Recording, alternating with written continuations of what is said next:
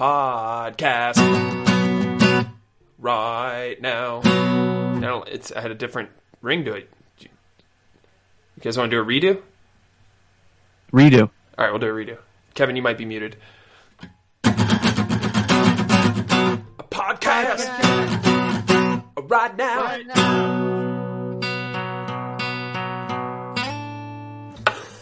Welcome to. I hope that one of those was on time. I did them both off kilter so that it would hopefully line up. No, on with, the official. With the It sounded good to my ear. With the difference of the internet, the little bit of latency we have in between our connections or whatever, I've heard back the intro to some of the past podcasts, and it kind of sounds like backup vocals when Kevin does his part, so it kind of works on accident. But yeah, welcome to Podcast Right Now, episode 178 for March 14th, 2021. My name's John. I'm your trivia host today. Oh my god, that. Whew. Start it all over. No, Get the guitar back out. No, I said that like on accident. That was just from being a trivia man all through the week. Anyways, welcome to the podcast. On the pod today, we got a Carl, we got a Joe, and we got $1,000 dog. Welcome, boys. I hope you're well. I hope your day was well. I hope you're feeling well. You can confirm that you're well? I'm good. I feel well. Good. Applause. We got a new soundboard this week. Is that true? Yeah, well, I've got my iPad. New capabilities. That's exciting. So yeah, drops are back. Does it sound all right? Sounds good. Can you hear all of the sounds? How could we know if we could hear all of them? Can you hear that? I hear a piano. Yeah. Okay. It gets a little choppy, but I think it's going to work. Yeah, this is episode 178. On the pod today, we're going to get into some video games. This is going to be, I feel like, kind of a video game heavy pod, but it's never a bad thing. Joe, we'll talk about all your games too. Don't worry. Crypto? Kevin enters the metaverse. We got some fun news there. That'll drive some of our video game chat. March Madness, we'll do a check-in on that since it's a sport, and we have a couple people here that follow the sports. Also on the podcast today, Kevin kind of messed up a little bit. He went ahead and cheated on his fiance, so we'll get into that. The whole week cheating. Wow. And then, we're just going to dip a little bit into spring and just, I don't know, vaccinations and what it's going to take to get Carl and Joe on a bike this summer and spring and get them that fitness tracker so they can join us and start living that sweet life. So other than that, there was a chimney fire on my street today. Very exciting. Isn't that where it's supposed to be? Not in the chimney. Oh. Yeah. Lower. Fireplace. I see. I see. You got it. So that was fun. Were the firefighters called? They were. How many trucks did you see? Saw 2 trucks. That's it? Yeah, it was a I chimney am going to be on a bike this summer, but I'm not getting a stupid thing. I'm not getting a watch. Whoa, Carl, pull we're back. getting goddamn chimney fires right now. Whoa. Why are they stupid, Carl? That's a number. It's the mark of the beast. That's how they're gonna track us. By putting 666 on it or something? The mark of the beast? You do cross that number somewhat often in your daily true. calories. Sometimes you look down and you say, "Oh, the mark of the beast." Yeah, I Yep. say Beelzebub is near. No, man, I really want you guys in on this just because I know your schedule is different than mine, but these weekend rides, I have some pretty ambitious stuff planned for this summer, like some long haul camping rides that I want to do. And those are great because I'm talking, 30, 40, 50 mile rides where that's all you got to do for the whole day. So you can take it slow, reach destination, find a place to buy beer, build a fire, set up some tents, and then ride back the next day. Sounds fun. I will do it once, maybe twice this year, I would say. That's all I want. Yep. But yeah, I'd like to have our 3 miles away at a campsite that I get to by a car. Man. Yeah, Joe could always just meet us there. Kevin, help me out here. I feel like it's not to get them to want the bike and the fitness tracker. Yeah, and not know. just because of the bike and the fitness tracker, but because of that feeling of making your body tired on a regular basis. You know what I mean? Yeah, I don't know how to do it. Yeah, good for you. I don't quite feel up to it tonight. I guess they'll get it. They'll get it when they get it. They won't. Okay. I'm much more into just the camping aspect of this whole scenario than the pedaling to the camping scenario. Well, that's the thing is, to me, it's like the camping thing is fun, but it's like more fun if you rode there. Like you had to earn the sit down, and you had to earn the nice fire and the beer, you know. Versus just driving there, pulling out some brats and putting your dogs up. I don't know. No. So for me, what I'm doing there is I'm getting to a site that's got like a nice, decent trail, and then I'm walking on the trail. So I'm doing things in the woods. Okay. I'm just not, taking my own manpower to get there. Gotcha. Right. Joe power. Yes. Yeah. If you ride there, you get the benefit of being tired, like really tired, and that's cool because camping there's not a whole lot to do, really, right? You're going to sit around a fire and drink beer. Bullshit. And yeah, that's more fun when you're tired. You got all the endorphins from the ride, but you're tired. Your body wants to lie down in the woods. Yeah. You could get one that's got a little rowing situation there, some docks. You could get a little canoe going on. Well, I would do both. I mean, I would ride and then Mr. Triathlon hop over here. into Of course, now I want to do a boat. Yeah. I'd swim. I would push the boat out to the center of the lake, and then I would swim to it, then get in the boat and earn the boat ride. You understand? I would have split the cost of your Uber. It's also, I think there's something probably beneficial just to getting that far out and not having a car with you. It probably makes you feel more like more like an ancient, primordial man, just getting out in the wilderness, kind of. Yeah, I love it. I was out. How am I going to bring all my hot dogs with me if I don't have my car? Backpack, bro. Yeah, you got a backpack. You have a little Can I pack. carry the weight of all of Joe's hot dogs, too? He does pack a lot of hot dogs. Have them in saddlebags. To the brim with hot dogs. Yeah, no, my bike, I'm excited to explore some of the attachment options for bike packing, which would be, a small tent, some food, some extra water. It'd be cool. I think What if we it's cool just get too. you a rickshaw, and then that can solve both of our problems? Why would we need a rickshaw when we got a K-shaw? Ooh. Oh, Hey, no. A rickshaw would be good. I could push Carl and Joe, and they could just whatever vape and listen to their Limp Bizkit albums the whole way. Hell yeah, boy. We just tell you to go faster. Yeah, faster. Yeah. That's what you do when you're in a rickshaw. Yeah, you treat the person who's driving the rickshaw like a slave, and you shout insults at them. Yeah. No. No? Not like a slave. Oh. They're your slave for a little bit of the day.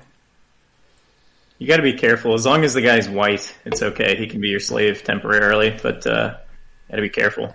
Okay. I like when you go camping and you're carrying everything, so it starts to you start to think about food in terms of like calorie density. So you're just packing like blocks of cheese and I don't know, perfect bars. Protein bars are really good for that. Yep. Yeah.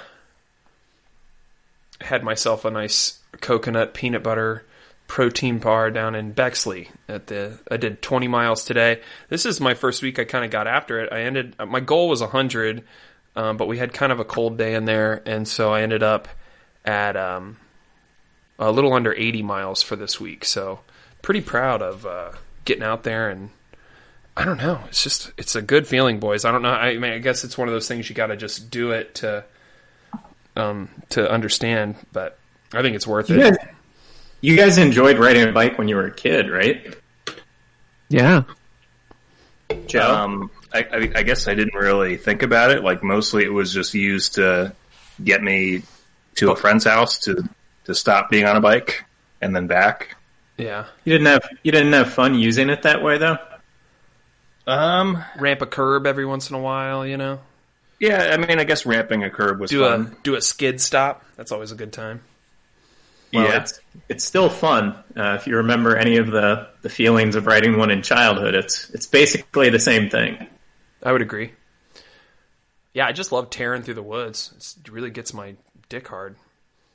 It actually does the opposite to my dick. I keep trying to get Maggie to look at it, but she won't. It's the funniest thing when I get home, how it sucks up into your body and protects itself. It's the craziest thing.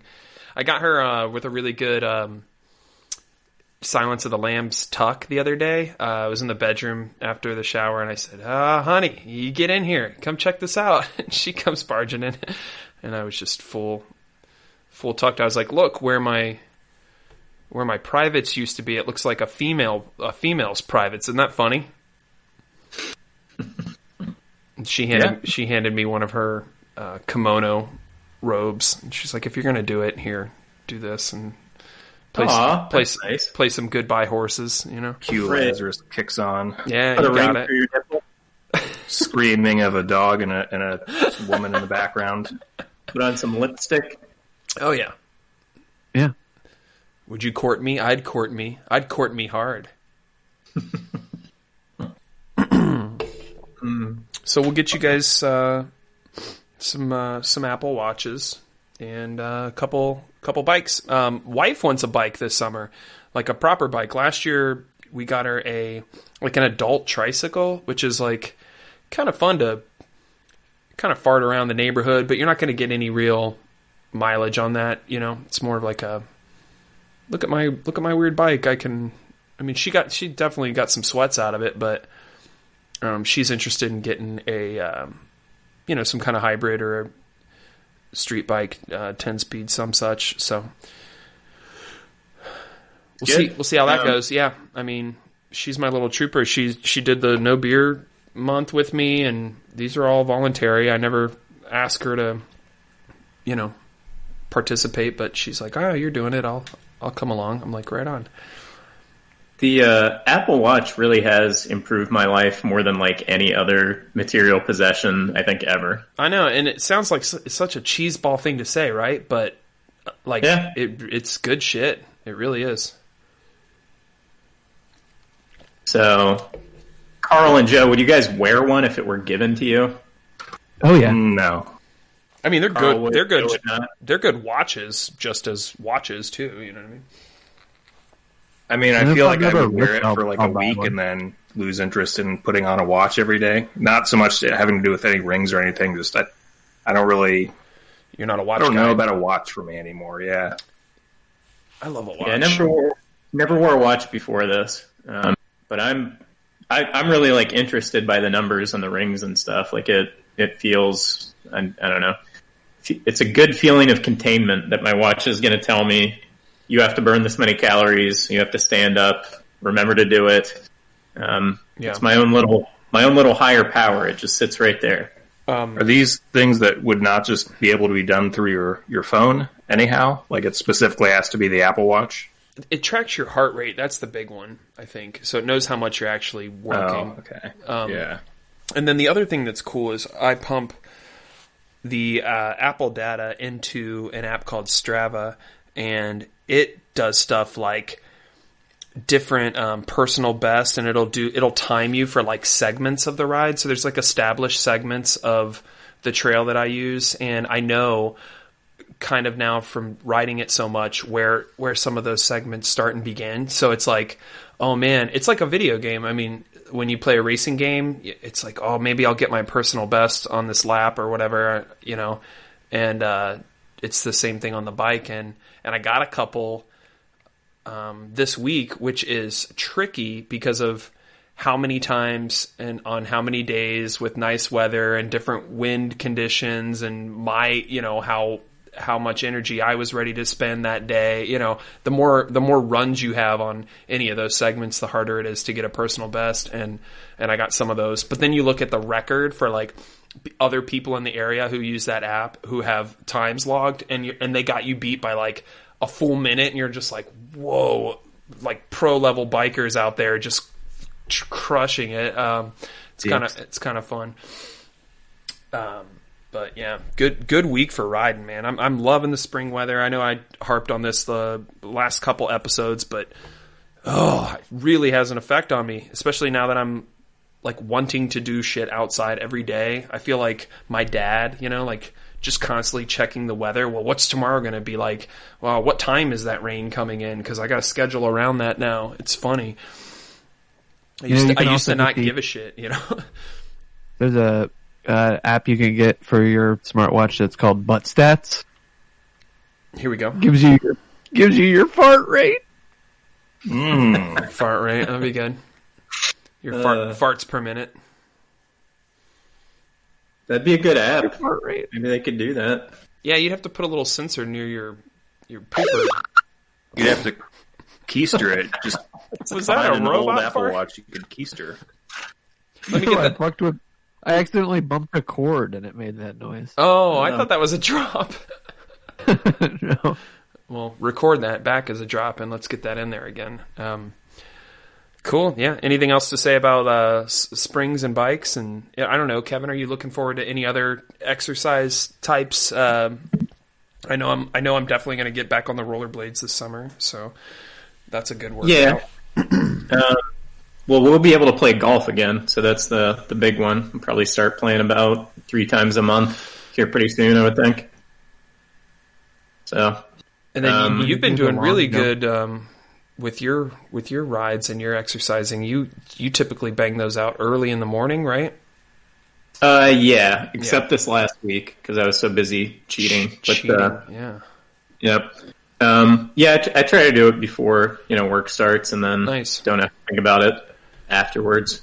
Do you run into? I guess if you're doing it that early and you have to do it before work, it's kind of like a no fucking around. Like you can't. Like there's no time for you to hem and haw over. Because sometimes before a ride, I'll sit there and look at my shoes and be like, meh. Let me check my phone again. Let me check Reddit again. I'll blow 20 minutes before I actually do it. Yeah, I still do that. Like I'll wake up and come downstairs at like 6:30 and then not start exercising until 7. Okay. So give yourself some time. I rode the Olentangy Trail only once this week, and it was in the evening, so it was crowded pretty good. But the other thing is, if you go out early, a lot of times you don't have it to yourself, but you get a lot more space on the popular trails. Yeah, I like the people I see on the trail. There's I'd say about 20% of them are kind of a nuisance to me, just because they're blocking up the track and not very reactive about like getting out of my way when I warn them that I'm passing. But the other boys and gals and non-gender specifics that I see out there, I feel like we're part of this weird club and we're all out there, sweating. I suppose, Kevin, you probably would have had the same experience going to the gym, and it's a total stranger, person you don't know. And you can kind of do that look of like, what's up? We're out here getting this shit done. So I do kind of like that. And, also all the honeys, all the sweet babies are starting to crawl out of their caves and get back out into the sunshine. So I kind of like mixing it up with them. You'll pull over, you'll be tightening something on your bike at a little pit stop there. You get to shoot the shit and share some conversation. I love it. It's a good way to coerce your penis back outside of your body. Yeah, really, just loosen things up. One time when I got back, this was an important lesson to learn. I was like going to take a shower, and so I got all naked, and then I was looking at my wiener, and I was like, dude, I don't like it. It's funny that it looks like that now, but I'd like it to go ahead and look like my penis again. And so there was a day, this was last year, and I like just stretched my foreskin back down to its, collarbone where it's supposed to go. And it hurt for like 15 minutes. Like I think I just like stretched this, this condensed foreskin, and I don't think the foreskin was ready for it. Yeah. There's a story for you. Does your penis head like turn weird colors too? That's a fun one. Yeah, it gets like purple. You go to take a whiz and your penis is just like cold. It's such a fascinating, it's a fascinating organ too, because it's like from cold exercise defense, suck inside your body to, Friday night, kids are in bed, let's get it on. I mean, dude, that's like a difference. I mean, the amount of mass that is changed, like what is, like that is some science, some magic that I will never understand. If you try to imagine the same thing happening to like your arms, like it's pretty funny. Any other part of your body? What if your head did that sometimes? It's bizarre. So bizarre, the human body. But no, vaccines are going around. I got my sister flying in April, and we're looking forward to that. And we're starting to like kind of think about some plans or some things we could do. And I'm approaching everything with this. Okay, wear 3 masks, and no one can ride in the same car, and no eye contact, and don't go inside any building that's not your home. And, this crazy world we've been living in. But then, this is like a month away. It's like, oh wait, you'll be vaccinated, and there's a decent chance that I'll be vaccinated by then. A lot of pharmacies and providers of the vaccination are doing this thing where you can get in line on a daily basis for like the leftover shots that folks that were high risk that didn't show up that day, and you can get in that way. I've seen a few different like officials and folks that are keeping an eye on it say that like anyone who wants a vaccination and is trying to actively like seek out scheduling that, like you'll have it done by April. Like you'll be able to get that done. So that's really cool. When this whole thing started, I assumed it would be, fall next year, that, okay, all of the old people and fat people have been vaccinated. Everyone else, come get your shot. I didn't know how it would actually play out. Yeah, I signed up for the no-show list at like one Walmart around town. Yeah. And then I got tired, so I didn't call all the rest of them. But the guy said the list was pretty long, but he kind of made it sound like eventually they would get to me. So did you offer him $20? Didn't offer him $20. No. I've been offering 20s. That's a good point, Carl. Make sure you offer a $20 bill when you're talking to your. Oh, also in wellness and health and all that. The Oral-B Pro 1000. Oh, yeah. Right. Yeah. I really like it. I feel like I'm stepping out of the dentist office every time I do a brush, and it has this. It's a different feeling than really is. Brushing. Yeah, real squeaky clean teeth, and it gets the gum line and in between even really well. And what's the model number on that again? It's the Pro 1000. It has this cool feature too, where the what do you say, the ADA, the Dental Association, they recommend 2 minutes for a brush, and this thing has this little pulsing in it, and it pulses every 30 seconds, or like it'll stop vibrating every 30 seconds to remind you to move to one of the other sectors and work on that area for 30 seconds. So it's like, it's way smarter than I thought it would be. I thought it was just going to be a motor, and then there's different brush modes. There's like a daily clean mode. There's, you just est some D because your stimulus check, it hasn't showed up yet. That mode, that's a little quick, just, desalination, more of like a 45-second brush down. There's a setting for all other things that could happen in your life. It's great. So cheers to me for winning the rivalry of the Oral-B. I would be much more inclined to get this Oral-B than a bike. You should get one. So you just have a regular toothbrush right now, Joe? I'm still on the analog. Okay. It was like $40, I think. You definitely want one of these. Oh, okay. For some reason, I was thinking this was a free figure item. No, I mean, it could be, but the model I got John, I think that by itself was like $40, and then the replacement heads were $10 or something like that. How often do you pop one of those off and on? I don't know. I think once it just starts to look kind of like with a normal toothbrush, like don't they lose some of their color and just fray out a little bit, and that's kind of your cue. Right. They probably tell you to change them more often than you actually have to. Marketing. Yeah. Yep. Like my regular toothbrush switching out is like when I think, oh, it's probably been a year since I've changed this thing out, or when it like falls into something that's grimy beyond repair, then it's also time to change it out. Whichever one of those happens first. So it seems like I should definitely be upgrading my system here. You know what I think is a really fun game is anytime you go to a buddy's house and you see their toothbrush, take the toothbrush and then just like rub it somewhere dirty, like the toilet bowl rim or like under your balls, or I'm gonna give them gingivitis. You guys, you ever do that? You guys had a weird upbringing, John. Well, I think that's where all this comes from. I used to pee in my brother's root beer and give him pee root beer, and he would drink it in front of me. Jesus. But that was, I mean, he was making you into his slave, right? So I did not give the full story at all. That makes me sound like the villain. This was like, this was an honorable piss. Trust me, this man was nuts back then, and my parents trusted him to babysit us.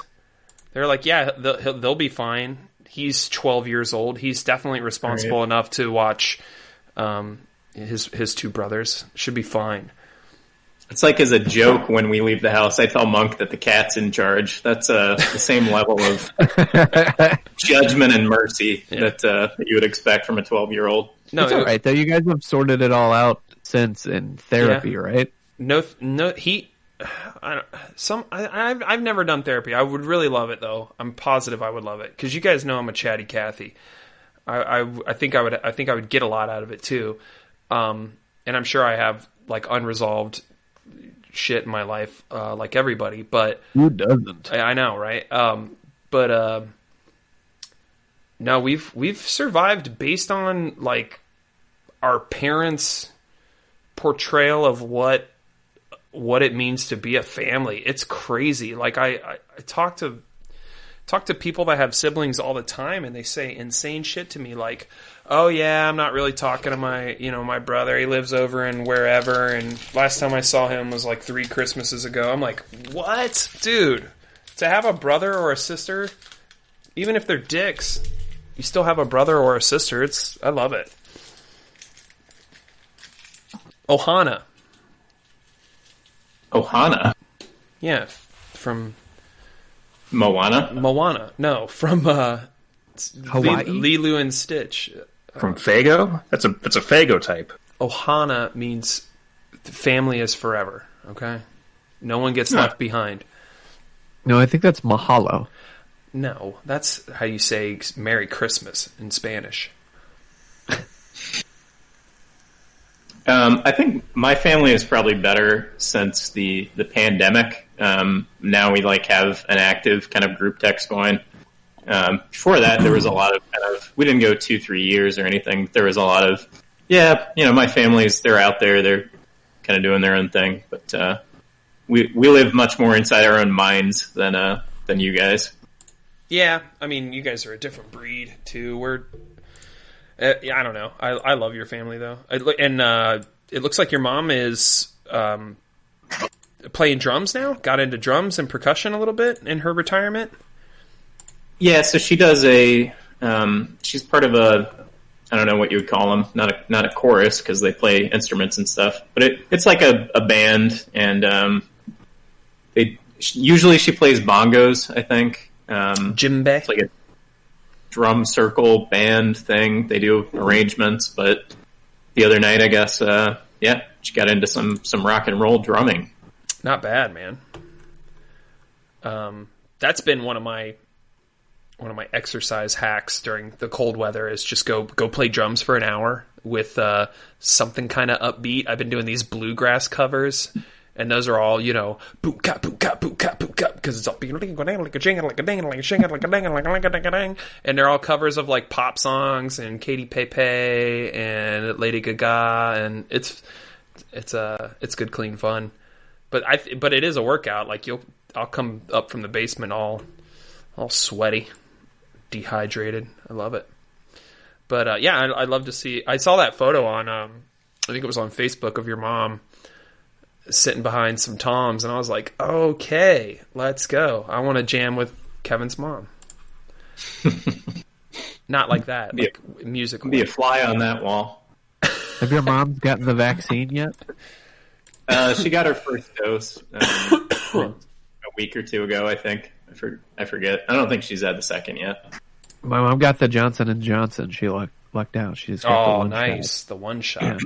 I heard they administer that in like a dart form. They just line you up on the other side of the room there and just. You have to catch it with your arm. Hell yeah. Or try again. No, yeah, we got to get these olds vaccinated. Maggie's parents are on their way, and then, yeah, my dad and his wife got it, and my mama got it. Yeah, it's happening. We're there. Katie checked, and apparently she can get it because she has asthma. So, Kevin, if you still have that, I do, but I've jumped the line. Right, I've got weird feelings about that, I guess. Jordan was talking to me about this too, like a way that you can, and he was couching it more as like places that are definitely going to be throwing away doses anyway. But I don't know how I feel about like trying harder than I think my actual health warrants. Probably not that important either way. Like the condition they approve it for. I mean, they're the doctors, right? I guess, but like asthma's not. I don't know. I don't feel like it's a problem in my daily life. I heard you could put down smoking and get on a list quicker. You can you can get it as a young person now if you want. Like, you can say some things that are either sort of hard to verify or could actually be true and be eligible. But I don't know. I just feel a little bit weird about it. I'm kind of the same way. Like I don't want to lie or whatever to get like ahead in line or something, like that. I feel like there are people that need this more than I do. But if they're not going, fuck, set me up, bro. Oh, and then also in my like equation of how this vaccine is like going to work and how long we'll need to do it and how long it'll take to get everyone or at least enough people for this herd immunity, I always forget to include the variable of people that live in this country that absolutely don't want the vaccine.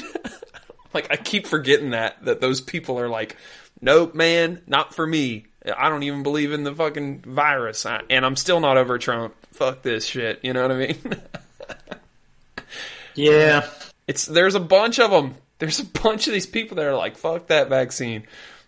There's some people, like black people and minorities, I think, kind of have a solid defense when they don't want to do that. Kind of hard to trust the experiments. Jesus Christ. Yeah. They've been fucked with, but like the people that you're talking about, no, they're just, they just seem dumb. Right. I hope.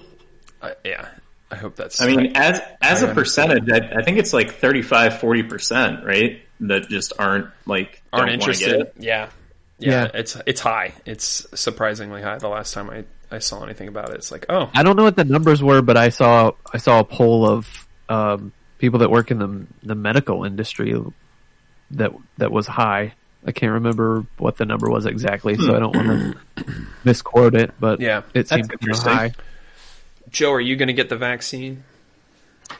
I'm actually already scheduled to do round 2 coming up in a few weeks. Nice. So I have, and I have the same concerns as Kevin, but my doctors actually emailed me and said, "Hey, you should get this. You're a risk to society." No, wait, you're part of an at-risk population. Now, I get those confused. So It they can be nailed me. both. It could be both, but they did offer it. So I said, why not? I had the Pfizer one. Now, I don't really know what matters and what doesn't, but except I got to go back. That's not. No, I was with you. You were in a parking garage, and the guy told you that you look like a risky individual, and you should move your car.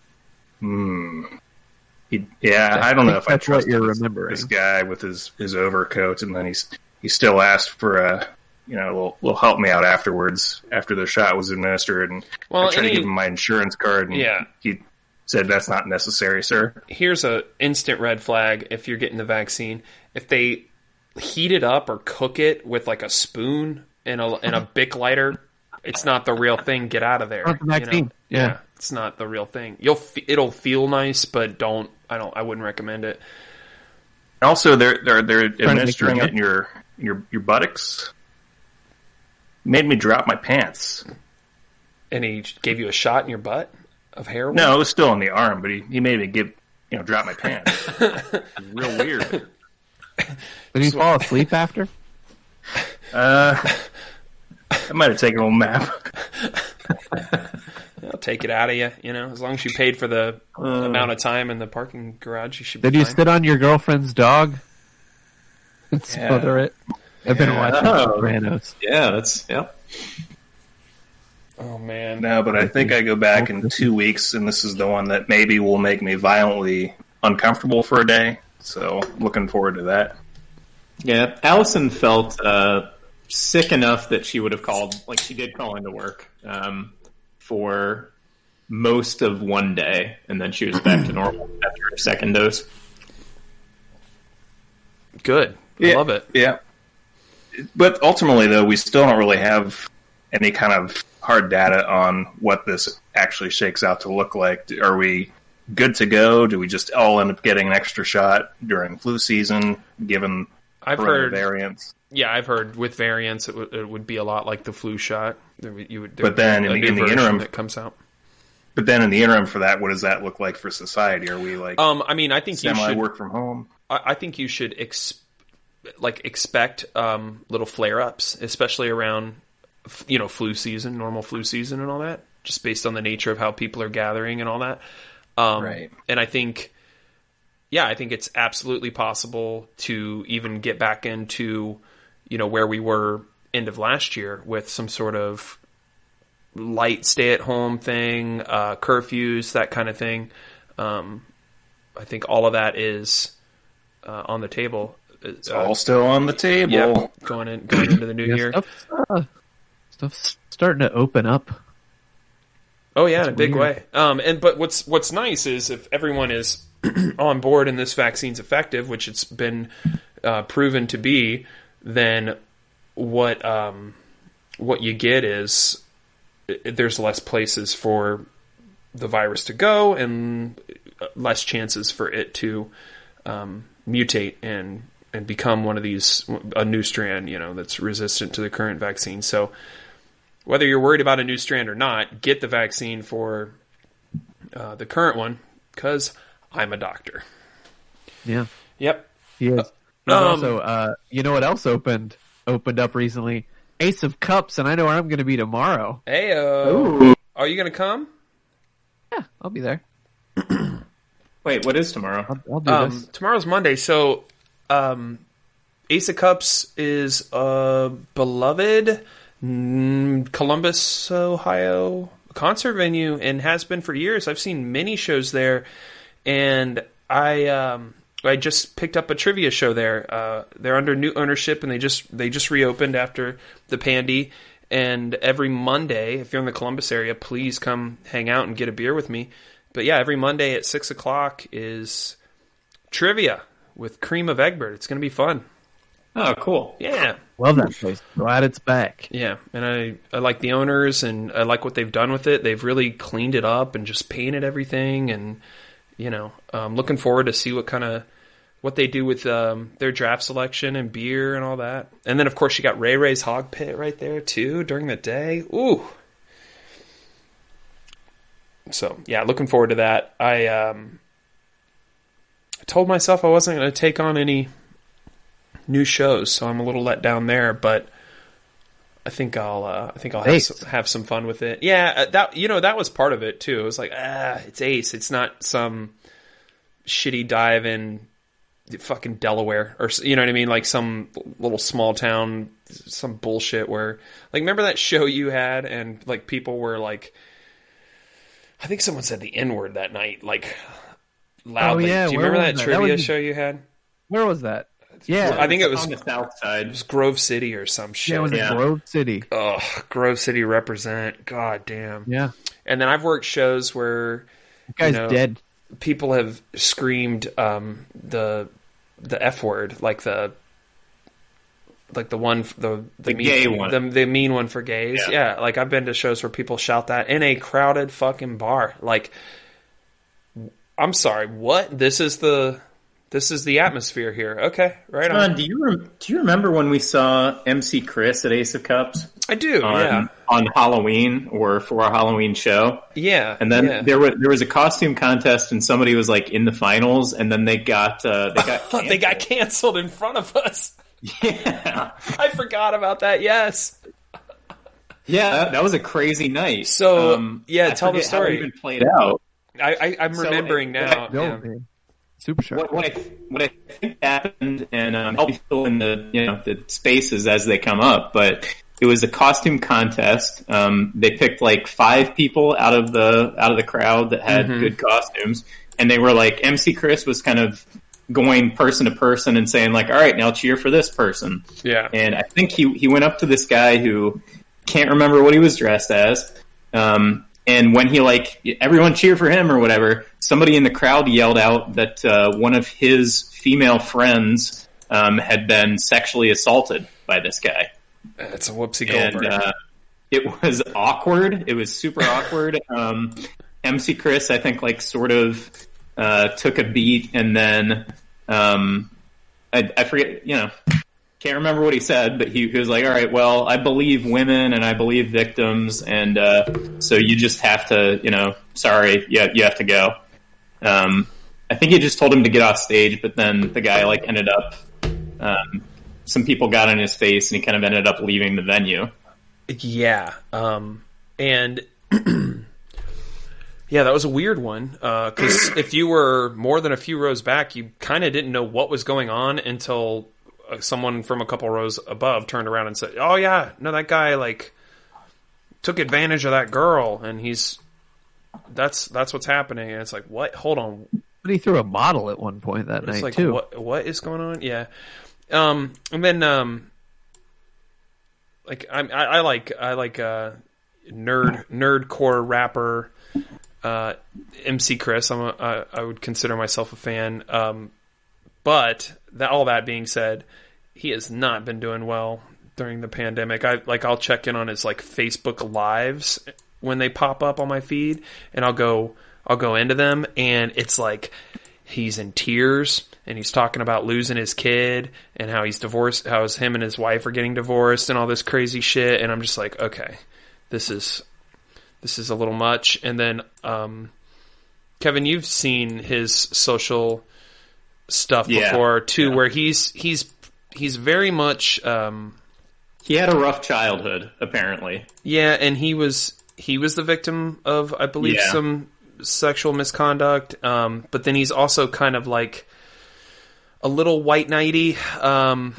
Well, somebody got to him when he was a kid, I think, just from all my thousands of hours of Loveline listening. Yeah, okay. And then somebody at Adult Swim, I think, was the person that he accused publicly. Yeah. When he was working for Aqua Teen, I think, or maybe C Lab. Yeah. But yeah, just based on, I don't know, his overall kind of wiring and approach to things that aren't kind of going well in his life, I would say somebody hurt him early and often. Something happened. Yeah. Joining the podcast right now do we have the Super Shark, aka Shark Johnson? Hello? The brother. Super Shark. Can you hear us, bud? He looks like he's clutching his chest. Oh, no. Are you okay? Hello. Well, we'll try to get that sorted out, but look forward to maybe some Send him a message or something. maybe some Super Shark action. Oh yeah, does he know that he's with us? I see his beautiful little. I don't know mug. what's going on with them. Well, We'll just be able to hear us. Yeah, he might be figuring out his audio. Anyways, yeah, I don't know. I'm excited to be at Ace of Cups. Should be fun. It's a place with history and personality, so I'm stoked. Joel, can you hear us, buddy? Can we talk about Ace of Cups and the new ownership, or like, is it a secret, or? I mean, I don't know how. No, they're out on all their social media talking about the reopening and everything. So Yeah, but Connor Stratton owns it, local musician. Does he own it with other people? I think he has a I don't team. know. Or is it just Connor? I think he's got a little crew. I saw on their Instagram him and a bunch of boys kind of standing out in front of the sign. Might have just been staff, but this is a friend of yours. This is Hillary's guy. oh, are you talking to Carl or me? Yeah, I mean everyone really. Yeah, like, I mean I know him. I know him from trivia at India Oak. Hillary and him and a few of their friends would always come over and play. So I don't know him well. I think Carl probably knows him better than I do. He seems like a solid bro, though. Yeah. Yeah. Local musician. He's from Yellow Springs. Puts together Springs Fest there, which is a big music festival. Yeah. That had to be canceled last year, unfortunately. They did replace that that urinal, you guys. I don't know if you remember this or not, but there was a urinal that was down for probably the last 3 or 4 years at Ace of Cups. Yeah, so you can take a piss there now. Good. Well, I don't know. Yeah, it is good to know that like it's again someone and the torch was passed to someone else in the local music community. Yeah, a young guy and somebody who somebody who knows what's up and that potentially you would like have access to if you had an idea for something or things just weren't kind of being run right. It seems like it's got to be good to be that close to someone. Approachable, yeah. Just messaging the also shark there. You can talk to him. He's a good dude. Yeah, I went and met with him. You don't like something? Let him know. Yeah, I went in there and met with him last week, and I mean, they already got some bands coming in. It looks like they're hitting it hard right out of the gate, and it's like I said, it's just something. It's one of those places that I've been living in Columbus long enough that there are a few venues that I can't help but have some nostalgia for. Remember, Kevin, we went there and that Joker guy knocked your beer out of your hand, and it was like was that Ace? That was Ace. Yeah, we were outside on the patio, and we were all just being very polite young men, all circled up, enjoying our brewskis, and there's this trouble starter came over and just kind of slapped a pint glass out of your hand, and it broke on the ground or whatever, and it was just like, and then he looked at us like, all right, now what? And we all just kind of looked at him like, how do we proceed? Are you all right? I mean, I guess we'll get another beer now. You did that. I think I was rattled for sure. If I remember right, I just kind of said, why did you do that? Yeah. And I can't remember where things went from there. But they didn't go anywhere, and I thought we handled it really well. I was a little hot, also, just because you were part of my crew, and I have testosterone in my blood. And I said, no, there will be justice. You did back then. We all had red blood coursing through our veins. It was a long time ago. But I think what happened was Ace of Cups is a little bit. The clientele at Ace of Cups is like, what'd you say, 90% wearing black T-shirts, like somewhere in that neighborhood. Yeah. And I think what happened is I have a tendency to. Sometimes I'll try to make myself look more like a bro if I think I'm going into a situation where it's not going to be welcome. It's kind of fun, I think I think like I was wearing an Ohio State hat on backwards or something, and that was, I believe. Did you just come from there? Well, I do have my black T-shirt on. I guess I've got the full. No, you have the hat that you're talking about. Oh, go ahead. And the hat too. Yeah, you're right. So, yeah, I think that was the nature of the disagreement. Was he didn't like the cut of my jib? Yeah, because I was trying to look like a Jersey bro. He was a greaser, and you were a prep, and he didn't respond because some people don't move past fucking high school. And that's it's tale as old as time. It is a tale as old. There's a song as old as rhyme. You know. Yeah, it's kind of funny. Kevin, I know what you're talking about too, where like my style, I would describe my style as like leaning that way, and the group we're talking about is, I have a term for them, and it's I call them gutter hipsters. It's like basically just wear the zaniest shit you can find at the thrift store, even if it doesn't fit or whatever, and just really make an effort to not conform, but then also conform to a subculture that is dedicated to non-conforming like style or whatever. So it's really backwards and looks silly anyways.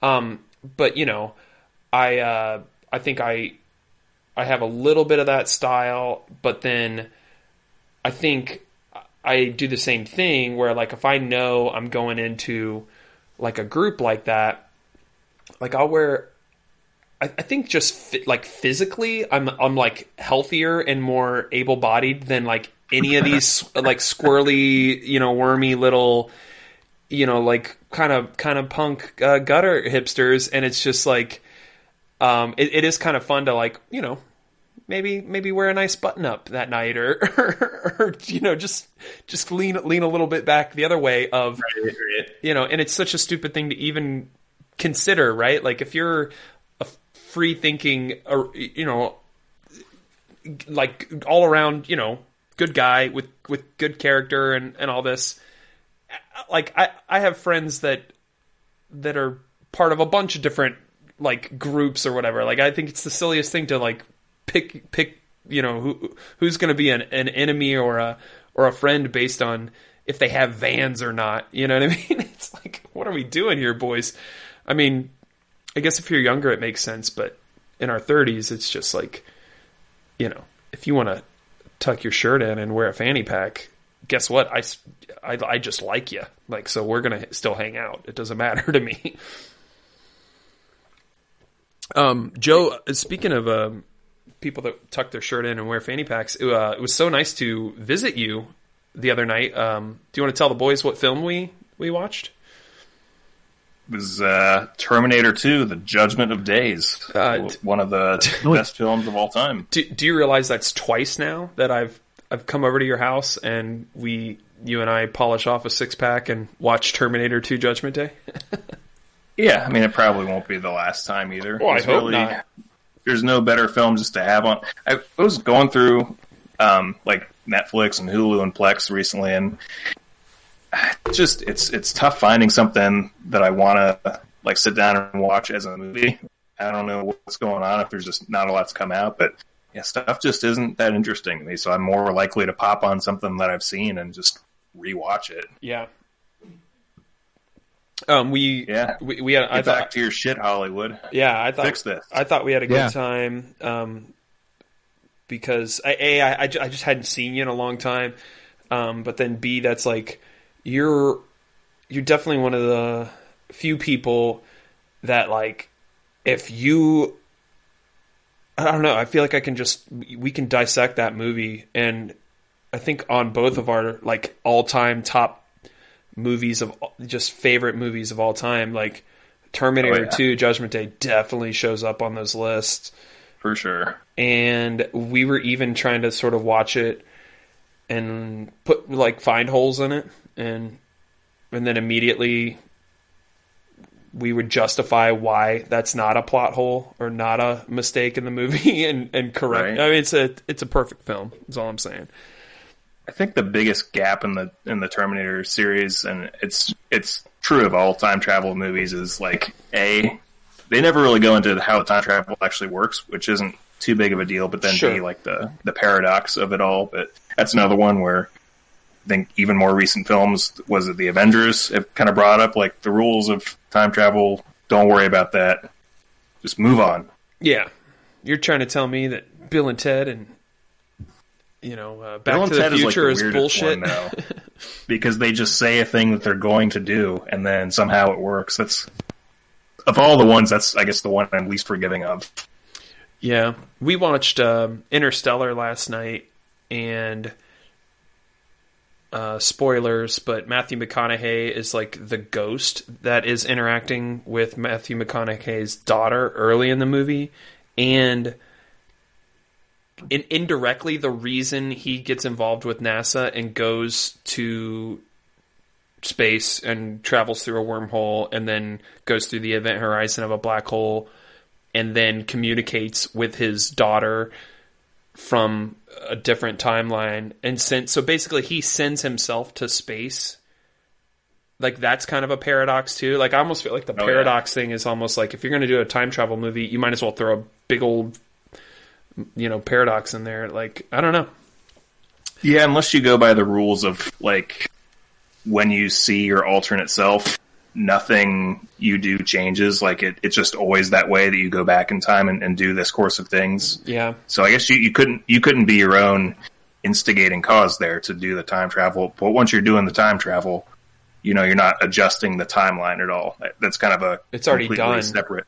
Yeah. Right, yeah. Because if you all of a sudden take all these historical figures out of their place in time, when they go to do that high school presentation, people are going to be like, Napoleon, who the fuck? Or, that guy disappeared back in the Battle of Waterloo.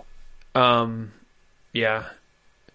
And then, oh shit, I lost it. I forgot what else I was going to say about time travel. But no, I mean, just in general, it was nice to see you. I feel like we hadn't hung out since I think it's been a couple months, more than a couple months, but seems right. Yeah, I was feeling good and all partially vaccinated, so it seems like a safe time to start reintegrating back with human beings. Yeah, I mean, you're one of those guys that you'd been working from home, and you have people in your bubble, like friend wise, for your game night, and I kind of look at it as like, and maybe this is dumb, but okay, Joe's been behaving this way for the last year, the duration of the pandemic. He hasn't gotten it, so probably fine to go over there. Kevin, we watched UFC was that last week? So it's like, it's like same thing. It's like, well, they haven't got it yet. I can assume they're being responsible. If anything, people should be worried about me, maybe more than I should be worried about other people. Yeah.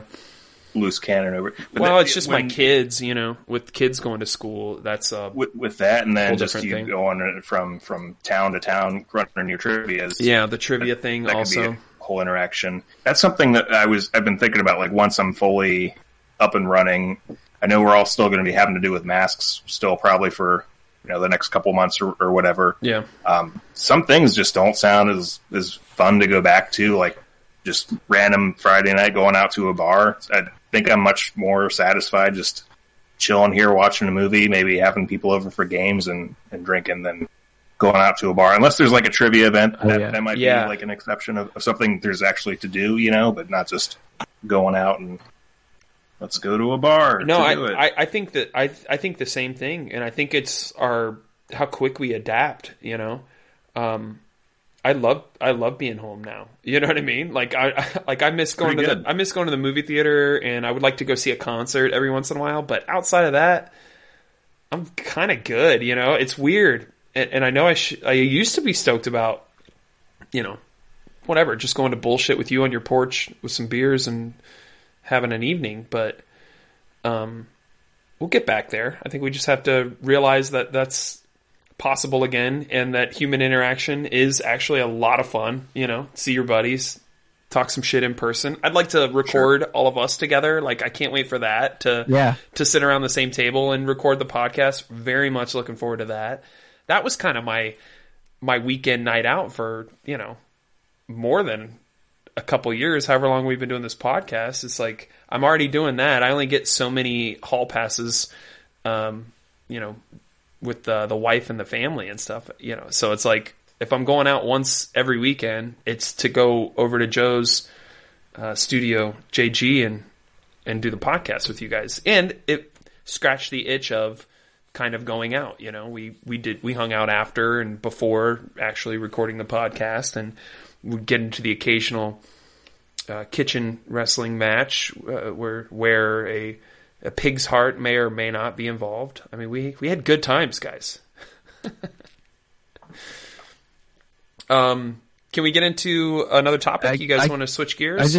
I can't wait for gatherings and also for us to get together in the same room and do a pod. But Carl, do you get any? Do you have any thoughts on kind of what Joe's saying and what I'm saying, where it's like, or I could just keep staying home always because it's nice because all my toys are here and my snacks are here, and you know what I mean? Like, do you get that? Like, do you have any? My body wants to adapt to it, but I want things to get back in motion because I want to play music. Like, I haven't been able. Yeah. That's a itch that I was scratching real hard, and like we were going out of town and having really good shows and stuff, and the record was supposed to come out. We had to push that back, and then we had like 3 or 4 shows booked that had to be canceled.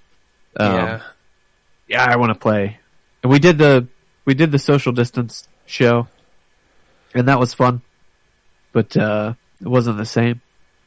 So and Carl, you're like me, and I think Kevin, you probably have a little bit of this too, but the thrill of performing and being up in front of a group that is stoked to be a part of whatever you're doing is, if you haven't done it, I recommend it. It's, you know what I mean? Like that feeling of, being at Ace. Like crack cocaine. Yeah, being at Ace and, playing your guitar up there with the lights on and you guys are rocking. I mean, that's a fucking cool feeling, Yeah. Yep. We need to get Clean Plate back together. I got some solo songs I've been working on. I'm going to get it back out there. And now that I'm working at Ace, I'm going to just start dropping little hints like, hey, if you need an opener, I mean, I could bring the guitar out if you're into it, Oh, yeah. So, well, let's switch lanes, boys. That was kind of a big, broad, how you doing, vaccine, fitness, all that good stuff. So, Kevin, you made a purchase, buddy? I did. Let's talk about it. This will be the beginning of our video game segment. And what did you buy? What did you buy? What have you done? So Saturday had a nice lazy afternoon, and then about 3:00 I said, you know what I want to do today? I want to go buy one of them Oculus Quest 2s. That's what I'm going to do. Yeah, one of us. What'd that set you back? Took a little trip to Micro Center. It's $299, so it was like $330 with tax. Not too bad. Pretty reasonable. Console price is kind of how I look at that. It's a really, I think that's a really attractive price for like a lot of consumers because you go 400, 500. Ugh. You know what I mean? That 300 price point is like any working jackoff could kind of look at that and be like, could probably especially with these stimulus checks coming out. Yeah. The one game I was really excited for and the game that I got into is Beat Saber. So, and that's the games do cost something. Beat Saber, I think, is $30, and is it a lot of the the top tier titles you would hear are going to be paid titles for like $30, right? Yep, and that's kind of the high end of what you'll spend on a VR title is around $30 or $40 for like their best shit, whatever. Right. We played the mini golf game that I think was like $15 or something like that. Walkabout mini golf. Yeah, I love that game. Yeah, you guys were cracking me up pretty good because all you can see in this game, it's a miniature golf course, and so you're actually walking around in VR with, I'm there with John and Joel, but all you see of them is like their club and then kind of their head. So you guys were doing bits, right? Like, it seemed like your avatars you were doing like Charlie Chaplin bits where you would sink a putt and then like do goofy stuff. We were dancing a little bit. Yeah. Well, I mean, but you were dancing in a different way though. Like you were making use of the fact that it was only a head and a putter. Like you were puppeteering your own avatar. All right. Yeah, I think so. I mean, we played a lot of that game, and we had been on like a bit of just a general VR drought as far as multiplayer goes. But yeah, when I heard you got yours, and I knew we were all going to be playing some Xbox once you partied up with us, I was like, hey, let's get into that. Let's get into some VR, and that one's just I think a must-have, that mini golf game, and something about VR and the magic of VR, and when you can share that and see your friend, and like when you're talking to someone, you turn your head and you actually like look at your friend's avatar, even if it is a low poly, golf guy with glasses and a little visor on, like it still works. Some of the body language reads still, like you miss a shot and you just see like the avatar just like hold still.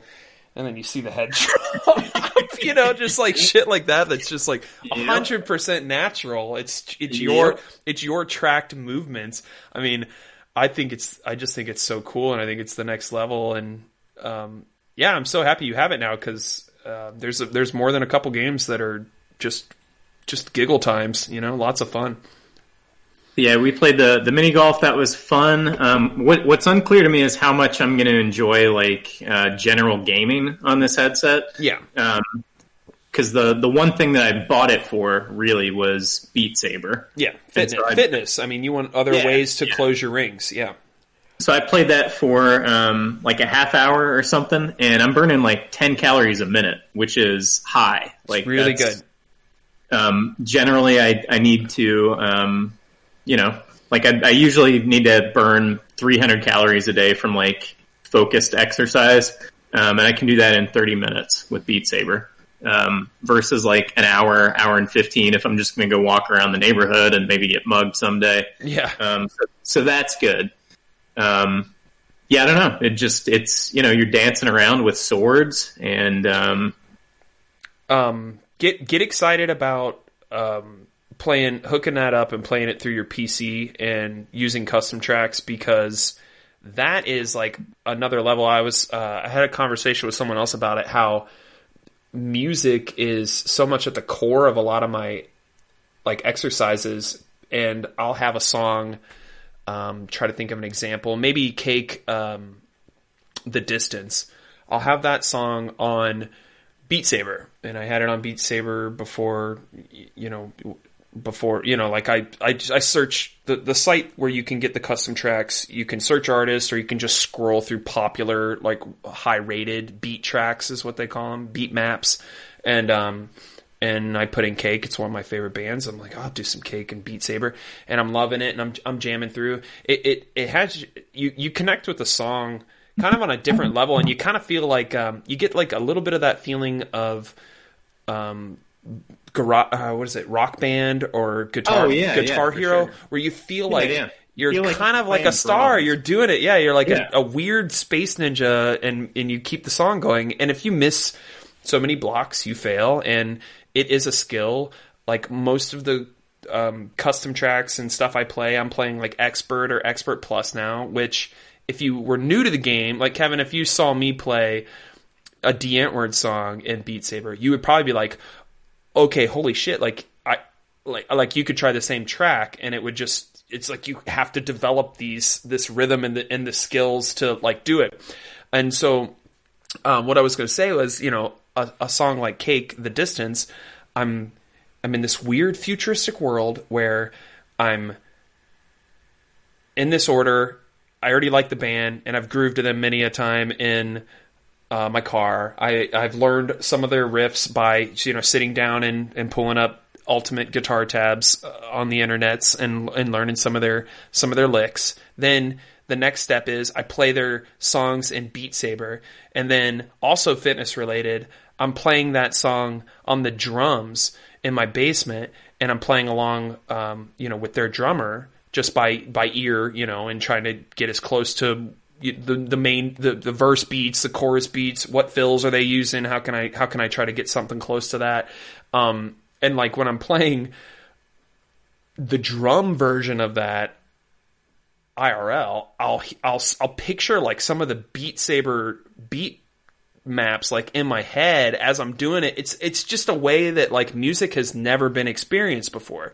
It's super futuristic and weird, and to pick apart one song on 4 different levels. I'm just singing in my car, I'm learning guitar, I'm learning the drums, and then I'm also have this virtual reality headset where I have to like play through and survive a map that someone made that is the way they develop. I mean, these are just modders that are making these tracks. The way the good ones are put together is it's almost like it's a game. I mean, it's totally gamified when you go through these custom tracks, and like you can bet if something about something going down or something being low or something like that, if that's a lyric in a song, like you're gonna have to crouch. Like that's gonna be part of like they develop the maps to kind of go with the story of the song or whatever. Shake It Off, Taylor Swift, you're shaking. MIA, Paper Planes, you're like shooting. You're like having to like wave your lightsabers kind of like up through the beat block, so it looks like you're kind of shooting an invisible gun. Just little things like that. You got a lot of fun ahead of you. Yeah, I think the custom tracks are going to be a big deal, though. The bass soundtrack on there doesn't seem very extensive. So yeah. Some of the songs I like, some are not as strong, but I am very excited to get it.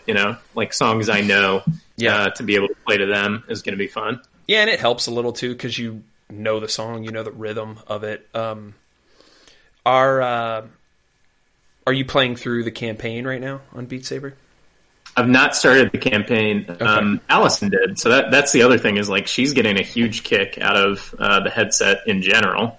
She played some Beat Saber, but just like going through the tutorial, she was like laughing and like, this is so cool. So that's been kind of an unexpected hit with her. Yeah.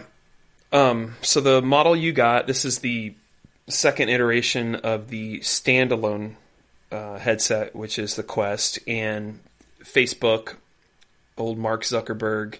This is a real passion of his. I mean, they definitely are a company that has some shit in their past, and some questionable privacy policies and some data sharing issues and all that. But then all of that being said, it's like virtual reality would not be where it's at if it wasn't for that company. You know what I mean? They're selling those headsets at a loss because they can, because they understand that this is going to be a huge market in the future, AR, VR, and XR, and they're making a huge investment to be the first to the game, and the stack of technology that you're getting in a standalone headset like that, where you don't even have to use a computer to have it run, is it's really impressive. And they surprised everyone in the community when they released the Quest 2 a year after their first headset came out. So you're part of like a few million people that are jumping in for the first time right now. I kind of wanted to ask you just generally, as far as I spent money on a piece of technology, you can compare it to a video game console or a computer. Like what are your just like first reactions, build quality, just the feel of it, the weight of it, comfortability, that kind of stuff. Right. So the weight's fine. It's comfortable. It feels well made, I guess. I'm not entirely sure what I'm looking for. Yeah. The only thing, the battery life seems like it's leaving something to be desired. Right. Yeah, you're definitely running on a battery. They have it, or they advertise that you'll get something like 2 hours out of it if you're playing if you're playing games. Yep, and I feel like it's actually been less than that so far. Yeah. But, you can always get an external battery and hook that up and then throw it in like a pocket on your person and still be tetherless from a PC. But then if you get the link cable, it'll charge as you play, so you'll have unlimited time. It'll sort of trickle charge. I prepared a couple things for you here, Kevin. Nothing too crazy, but since we're talking about VR, let's go into it. These are 7 tips for a new Oculus Quest 2 owner, specific to that headset. So we'll blast through these real quick, and then I also have the top 5 all-time VR games. So, and I realize you bought it for fitness, and so I wanted to limit it to just the top 5 because, like, I don't know if you'll even play a lot of other games in it, but if you can box and you can play Beat Saber, then, you know, that's kind of like buying a nice elliptical, you know, it's just something to have to work out with. Turn on your pass-through, which I'm sure you did during setup. But the big one is turn on your pass-through shortcut, and that's in the settings, and it's like a beta kind of move, but basically you can double tap one of the buttons to activate the cameras all around, so you can see whenever you want. It's not just when you peek outside of your play space and your Guardian wall that you build up in there. Use voice commands to navigate the Quest, so they have it set up now with a recent update to where you can put it on and just say start Beat Saber, that kind of thing. oh, that's cool. Yeah, this one's fun, especially if you're playing with your fiance, is record, stream, or cast your VR gameplay. So you can cast that to your TV so that they can see what you're seeing in the VR headset. It makes it a little more social. The next one I have is upgrade the head strap. How did you find that elastic head strap? It didn't bother you at all, or after 30 minutes you didn't feel like, oh, this is kind of irritating my head or anything? No, not so far. Okay. Yeah. That's the thing about like an HMD is, you know, every person's head is a little different. So some people it bothers them more than others, but they have upgraded head straps you can get that will distribute the weight a little more evenly. Because those are front heavy, because that's where the battery and the tech and all that shit all sits. So you can spread that out a little more with some different head straps, and they even have third party head straps, so you don't have to get the official Oculus one for a little too much, in my opinion. Avoid direct sunlight to your lenses. Those act as little magnifying glasses, so you never want to leave it by a window or take it outside. Like if people have wrecked their headsets by just simply carrying it outside on a sunny day to their car, going somewhere, and then on a sunny day walking out of there. Like it'll fry your screen in there. There's a new thing they just added, and this would be more if you're looking for like experimental free games or cheap games, and it's called the App Lab. And it's just like a way that developers can put out betas and early access, stuff like that. And the last one is check your privacy settings. It's Facebook, so you unfortunately have to log in. And this caused a lot of bitching and moaning. Rightfully so when they announced this last year, but a legit Facebook account is required for the headsets. And I know a lot of people, like I said, it's Facebook. A lot of people are just off of it entirely, or there were stories of people that didn't have a Facebook account but then made one, but then were locked out of their headset right after buying it. So you buy the headset and then you can't even play it for a couple weeks while Facebook sorts out the legitimacy of your Facebook account. So that kind of shit, just I guess be careful there. But you should have some privacy settings in there as far as what's shared and all that. But yeah, there's some quick beginner tips. Anything on there? Anything you want to comment about out of those? I'm trying to fly through this because I feel like there's like half of anyone listening is kind of like, oh my god, he's going on about VR. Yeah. I think it's more than half, but no. I want to make this a VR podcast. I'm still with you. No one will listen. Yeah. I'm just on mobile. I'm sitting down now. You're good. Fancy. I set up the Guardian or whatever, the pass through setting. Yeah. So the casting part though, I'm not sure. Like, is my TV maybe too old to be doing that? Like, do you need the Chromecast or whatever it is? You should be able to do it through Chromecast, but then there should be some sort of app on your computer that, like, if you had your computer running to the TV, you should be able to. Okay. You should be able to share that there.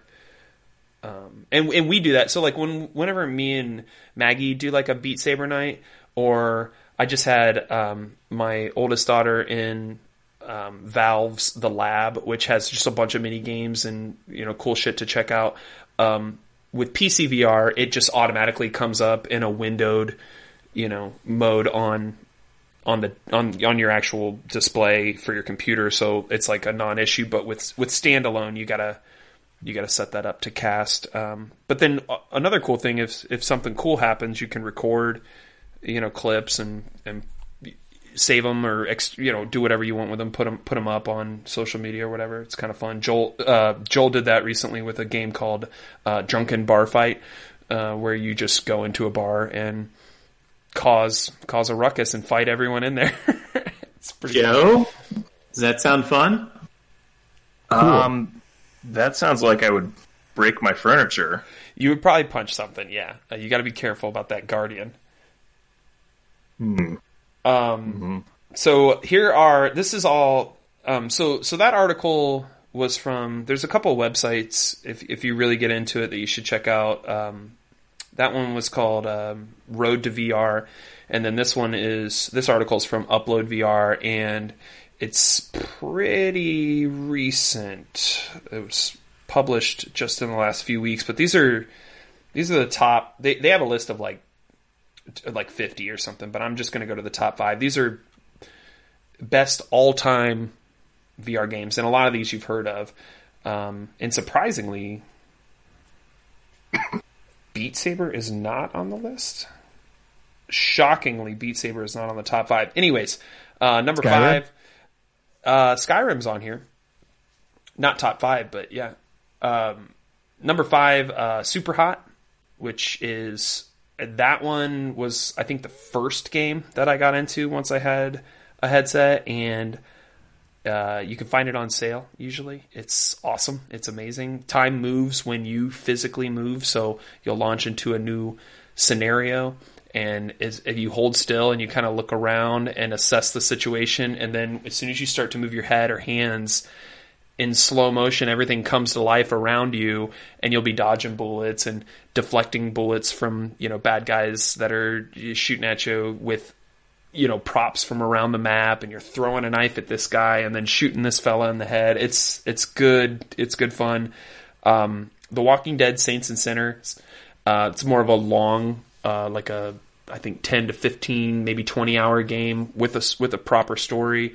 But they have these cool, physics for all the weapons in the game, really, really weighty weapons, which for the longest time it was like a rule in VR game development to not take the player out of their headspace or their hands. Like, don't ever change that on a VR player because it's going to cause motion sickness. But they totally do it in this game, and it works, where if you have a two-handed weapon like an axe and you swing it as quick as you can, it's actually going to lag behind a little bit because it has weight, and it'll stall a little bit in the air. But then, stuff like stabbing a zombie in the head with a knife, you can't just pull it out. You have to put your hand on the zombie's head and then pull hard to get your knife back, and it's all just super violent and gory. It's set in Louisiana. It's kind of cool. This one I don't think would get you much, but it's called Asgard's Wrath. It's more of a RPG, big 30-hour RPG. Number 2 is Astrobot, but that's on the PlayStation VR platformer. Pretty cool. And then anybody know the number 1? Any guesses? Number 1 VR game. Skyrim. We know it's not Beat Saber. Carl knows it. Anybody? Doom? No, not Doom. Solid guess. Doom 3 just got the VR treatment, and you can play that wireless on the Quest. That's pretty cool. Remember that one, Carl? Doom 3? Yeah. That was a little more like slowed down and kind of like a moody version of Doom from, I want to say, the Xbox One era? It was just the first Xbox Xbox, One? you mean? I think so. Well, that's what I mean. original? Yeah, the original Yeah. Xbox, yeah. I had it on that. Is there a Portal game? I would say that has got to be super fun on VR. It was so the game that I was talking about playing earlier with the kid, the lab, that was very. It's developed by Valve, so it's got that Portal vibe. Like there's like the same sense of humor and that kind of thing. This number 1 game was also developed by Valve, and it's a very popular video game franchise. It's called Half-Life. Half-Life Alyx is the name of the game, and I would say absolutely play it. I agree that it is the best game to ever come out for VR.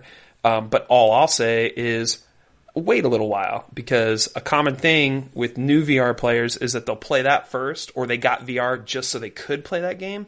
But then it kind of wrecks all the other games on VR, because the level of detail and immersion and how much you can interact with everything in the world it's not the same in any other game. So that's one you want to kind of like put on the back burner. But that's one that also, a lot of these you'll have to, hook it up to your beefy ass computer and play them that way. But good times. Yeah. VR.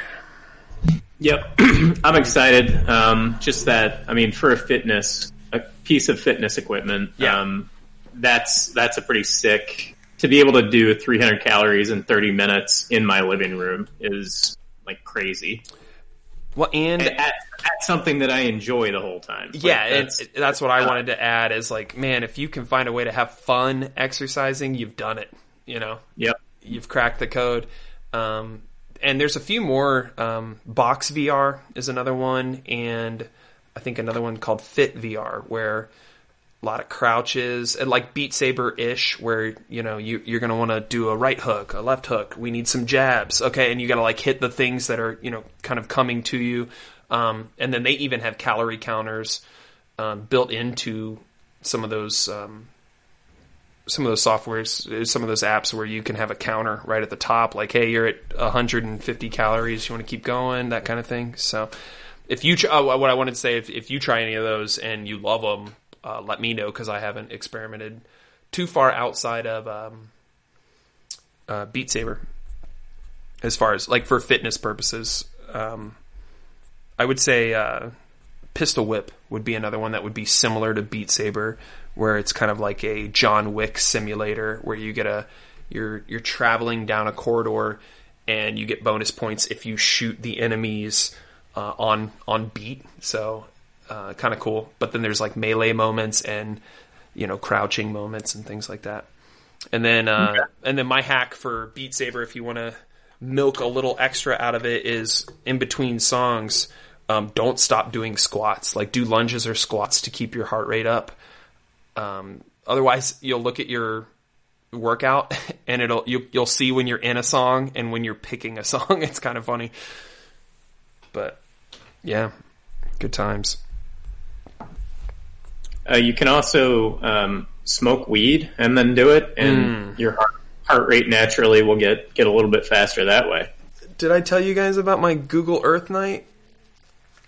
I ate some edibles and I played this app called Google Earth, which is like just go anywhere on the planet and look at like 3D topographic maps. So I'm like this stoned giant sitting in my childhood backyard, like sitting on the floor of my office, but looking all around me, and it's just I'm whatever, 300 feet tall, and I'm looking, and there's my house, and there's like the creek where me and my brothers used to play, and there's my backyard, and oh, look at this, whoever owns it now, or whenever they took these Google photos, like, oh, they added on to the garage. That's wild. You know, like, just shit like that is super cool. And then Google Earth also has tours that you can do where it's just like, show me some of the coolest landmarks on the planet, and they'll play like a cool little song. Like, if you're under the influence, those are a lot of fun, because they're passive experiences for the most part. You just kind of do what you want to do and explore. Yeah. Cool. Yeah. There it is. VR. I got my eye on that Quest 2. I'm pretty sure I'm going to get that for my birthday this year. Very excited. Is that a pod? Is it? We got to talk about Kevin. We got to talk about Kevin cheating on his wife. Yeah, or soon to be wife. Can you guys vamp real quick? I have a little bit of pee dripping out of me here. Sure. Yeah, I'll be right back. Kevin, if you'll get into No Man's Sky on your VR on your computer, I will do that. I'll get one. You'll play it, or you'll get a headset? I'll get a headset. Okay. That would be something real fun we could all do on headsets. I still haven't tried any like games, so have to see how that goes. Okay. I imagine would be a first person perspective thing if you were doing it on a headset. Yeah. But yeah, have to try that. Joe, are you still there? Yeah. I miss you. I feel like you haven't talked in a long time. What are you up to today? Nothing. Yeah, I don't have much to add. I don't have a VR headset, so I can't really give you any hot pro tips about the best usage or the games you should be playing. So I just kind of sat back and absorbed the knowledge. Sorry we got into such exclusionary territory. It happens. Go through my video game news real quick. Yeah. I got this PS4. I still haven't hooked it up. In fact, in the interim between getting the PS4, I've actually gotten a new PS2 game, so it's probably going to delay my setup a little bit. So that's Are you the going to deal. get Spider-Man? I already have Spider-Man, actually. That was one that it came with. What'd you pay for this thing? $100.01. Where did you find that? No guy. Okay. Yeah, I'd like to get one just to play Spider-Man. That's it. I want to play that fucking Spider-Man game. It looks pretty good from the box. Obviously, I haven't really seen previews of it, but it's a very nice design. These little cases are pretty sleek. Little blue things. Uh-huh. You've played one GTA so far? Not on the PS4. The last one I played okay. was on 360. But it was GTA. 5, right? Yeah. But I just finished San Andreas on the PS2, so that was pretty sweet. That's a good game. Yeah, there were some delay issues. I feel like I don't know how well you remember the game, but right before the final mission, you have to go take over all these gang territories. That felt like was kind of stupid, but other than that, no complaints. It's a great, fun open world. Yeah, very ambitious. I didn't even fuck with like all the collecting cars and ambulance missions and fire truck missions, which I probably should have, given the nature of the last mission. Not to spoil it, but there's a large section of the building that's on fire, so would have been real helpful. Did you beat San Andreas? Yep. Is that what we're talking about? Yes. Yep. Nice. Did you unlock all the achievements? I unlocked like no achievements, I don't think. Wanted to get through the main storyline. There was still like one optional guy that I didn't do all of his shit, and then I haven't touched like any of the side quests at all. And I don't know if I will, just because I want to kind of get through some of my backlog games and finally get started on the PS4. That's fair. What do you got next? I just started The Evil Within. I don't know if you've heard of this. Yeah, that just got added Bethesda. to. Heard of this, yeah. So Carl, the Bethesda Microsoft contract, the deal is like official. Like the ink has dried. Have you heard about this? Oh hell yeah, yeah. Yeah. I watched their address. Or whatever, their chat. All of Bethesda's games got added to Game Pass on PC and console. So yeah, Evil Within, what else? All Morrowind, you can play that now. Like that's added, which is pretty cool. I believe. Oblivion, yeah. Skyrim, Fallouts, all that shit. All them games. I think that's gonna be a good thing. Yeah. What's that? The Evil Within seems pretty good so far. It's survival horror. There really aren't many controls. You're like, I've only completed the first chapter, and so far it's told me how to run, pick things up, and duck out of the way of some dude with a chainsaw who cut my head off a bunch of times because I didn't duck quickly enough. It was good. There you go. He'll do that. That seems like one that would be pretty tailor-made for popping into the VR, just having a chainsaw man chase you around. Yeah. Is it first person? The camera angle? It is not, but so I don't know how much screwing around that would take to make more VR applicable. But just the setting looks like it would be really fun and terrifying to do in VR. Yeah. Horror games in VR, man. I already struggle with horror games in Pancake, but like in VR, that's another situation. I'll throw out a game that I tried. It's not VR, so it won't be annoying when I explain it. It's called Carrion. Have you heard of this one, Carl? It seems right up your alley specifically. It's a platformer. It's 2D, 16-bit style. I don't think I talked about this last week, but it's kind of like evil monster, super powerful OP monster gets breaks free in a lab, but instead of being the humans in the lab or security or something, you're the monster, and so you have to like slink through all these little parts, and you're just this mass of biomaterial with like teeth and eyes and tentacles just everywhere. You're just this violent red. I think I have heard of this. Death slop. Yeah. I'm only a couple hours into it, but would recommend. I'm still really stoked on my computer, and so I played for an hour, and I was like, I didn't go into the graphics. Not surprisingly, because it's not a graphically heavy game. It's more about the gameplay, and it's got that Sega era, Super Nintendo era, graphic style. And I went into the graphics and I turned off the VSync so it would open up the frame rate to just draw as many frames as the GPU and processor could. And I was running the game. It was drawing 1,300 frames per second when I was playing. Yeah. I mean, my display only does 144, but it was just hilarious to be like, well, that's as smooth as as this display can possibly show this to me. That's kind of nice. But good game. I mean, really fun game. You the more humans that you eat, the bigger your little biomass becomes. Pretty cool. Naturally. Yeah, pretty fun. Any new games from Carl? Are you playing anything? Nothing new. I think I'm gonna make the move on Immortals: Phoenix Rising. Right that on. looks like fun. Oh, dude, I've only heard really good things about that game. Yeah. It's a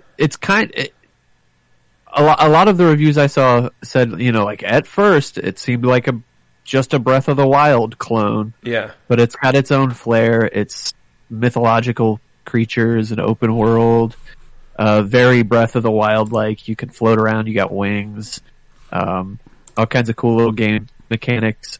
Not as in depth with the different physics and stuff that were in Breath of the Wild, like being able to mix electricity and water and all that crazy shit you could do. But apparently, still a really solid game, and I think I want to play that. Do you see how well that runs on my MacBook? Do you get do you know if it's like puzzles and stuff too, kind of like the Zelda games? Yeah, okay, cool. There's puzzles, but they're a little like with the way that the physics were in Breath of the Wild, there were like multiple different ways that you could solve the puzzles. Apparently, in this game, like it's a little more linear with the puzzles. Like there's going to Okay. be one outcome and only one way that you can do it, but I still want to give it a whirl. It looks like a lot of fun. Yeah, I like Breath of the Wild. I like when the developers do that where it's like puzzle solving, but it's such a sandbox type design for an open world that there are multiple ways to, solve the puzzle. Like you could do it a bunch of different ways. Yeah, I love that when they're able to pull that off in games. Have you a Switch, John? I do have a Switch. Yeah, I never touch Have you played this yet? No, I started it. Oh man. Yeah, I started. I got like an hour in or something. I started it and then I just stopped playing it. Yeah. Right now, my kiddo.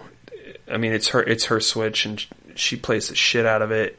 Animal Crossing.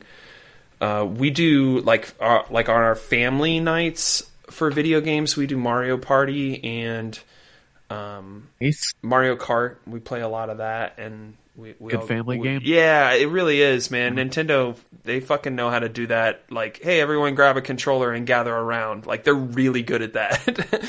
Yeah. But yeah, I was gonna say, that open world physics sandbox, that really reminds me of like Half-Life 2, where you thought you broke the game if you're not used to that type of design, but then really if you just keep peeling and tinkering and trying things, you're like, oh no shit, the developers designed this area for me to do this, but it seems like I'm cheesing the game. Like that kind of stuff is so satisfying because it feels like you did it. It's empowering for the player to like to play a game like that versus handholdy Ubisoft games where it's just like, there will be a glowing icon on your map. If you walk there, a cutscene will begin, and you will have achieved the next chapter of the game. Yeah. And then you could get you're creative. You come up with stuff like Hog Wars. Yeah, Halo's a good example, right? Yeah. Yeah. And that's a pretty linear, just straight up shooter. All right, Kevin, I'm gonna need to smell that dick, buddy. Yeah, what happened? Oh, right. So Allison last weekend, she got a call on Sunday, I think it was, that her aunt had passed away. So she went to South Carolina Monday morning, and I had the house to myself this whole week. Oh, man, so I decided, I'm so jealous of you right now. And I decided it would be a good week to cheat. Oh my god, what was her name? Was she at least as attractive as Allison, or is this like, did you slum it up? So I spent the whole week cheating. Oh my god. I cheated with some stuff you would be proud to cheat with, and I cheated with some real garbage too. Oh no. Yeah. Were you wrapping it up at least? Yeah, I wrapped it up like it, you wrap it up before, and then you unwrap it, and then later, when it's time to take out the trash, you wrap it up again. Talking about food. Yeah, wait, I don't understand. I was using my phone. I was like, there are these apps that'll help you cheat if you just pay a certain amount of money. You like swipe left or whatever. Somebody will come to your house, and then you'll be cheating in 30 minutes or less if you pay a certain amount of money through this app. Like a call girl. Of sorts.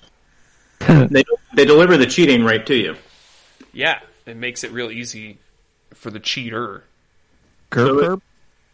It was salacious. It was hot. Sounds like a real spicy week of bad choices. And I'm Sounds sure like a real spicy meatball. Steamy at times. Yeah, I cheated on my diet. Hey, you fooled me, man. I thought you were getting that strange out there, man. You fooled me, man. No, I keep that secret. Yeah, you don't bring that up on a podcast. That's rule number one. Engaged. Come on. No, but it was a lot of fun. Sorry, I'm eating these pistachio nuts. Once you pop. What are you? Yeah, stop doing that for a minute. What do you do when you get to the one pistachio nut that you can't? It won't open. Yeah. do you put it back in the bag and just let it come back to you later on, or do you like actively throw it away?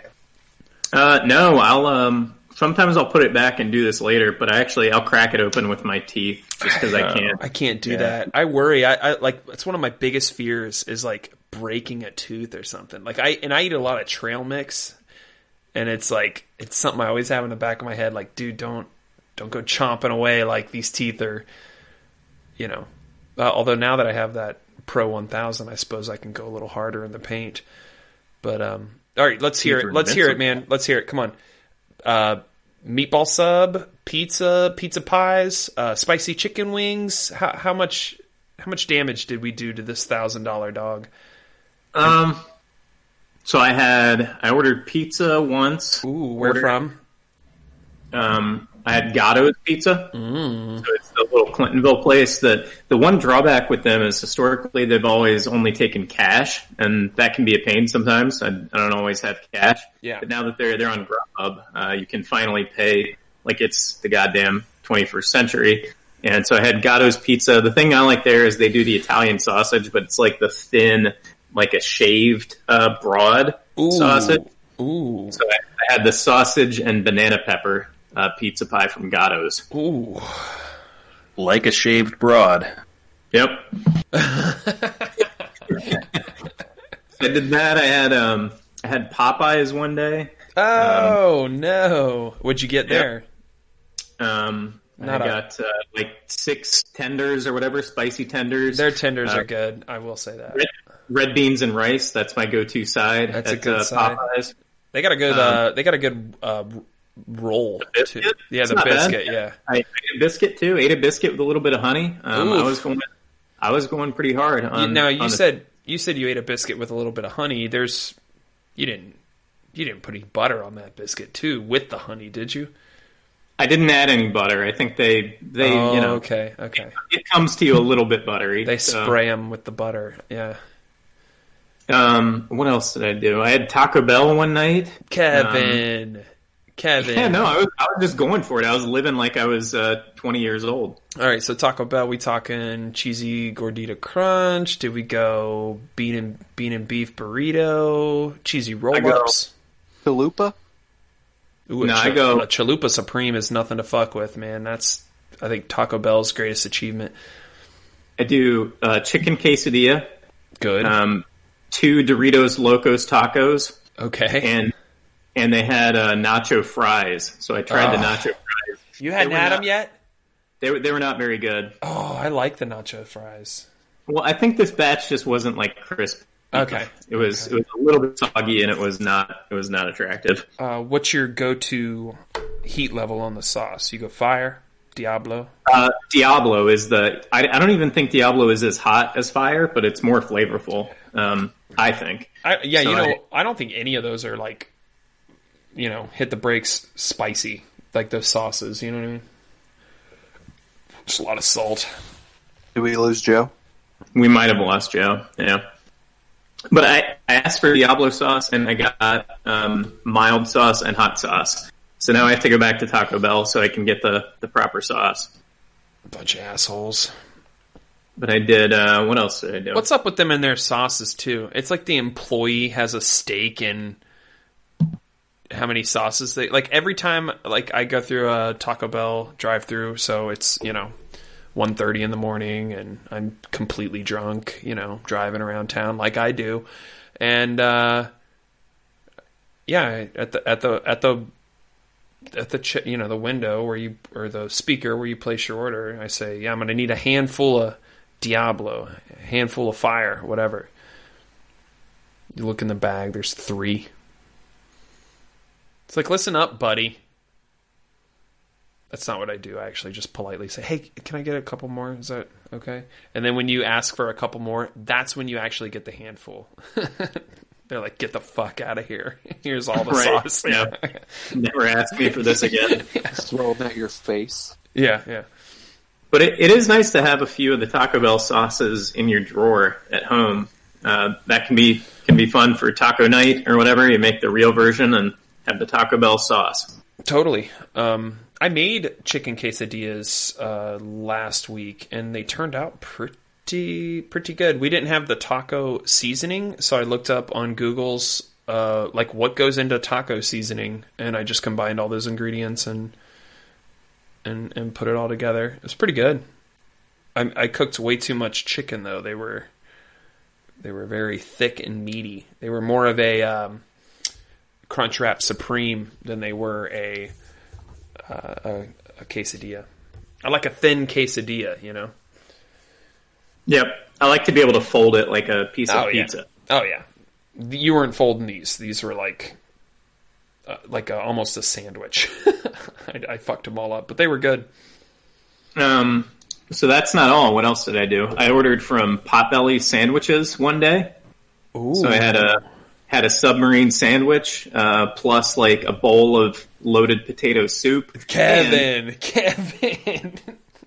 And just because I really wanted to feel my dinner, go ahead and put a cookie on that order too. Send me a cookie. A little chocolate chip, or it was a oatmeal chocolate chip.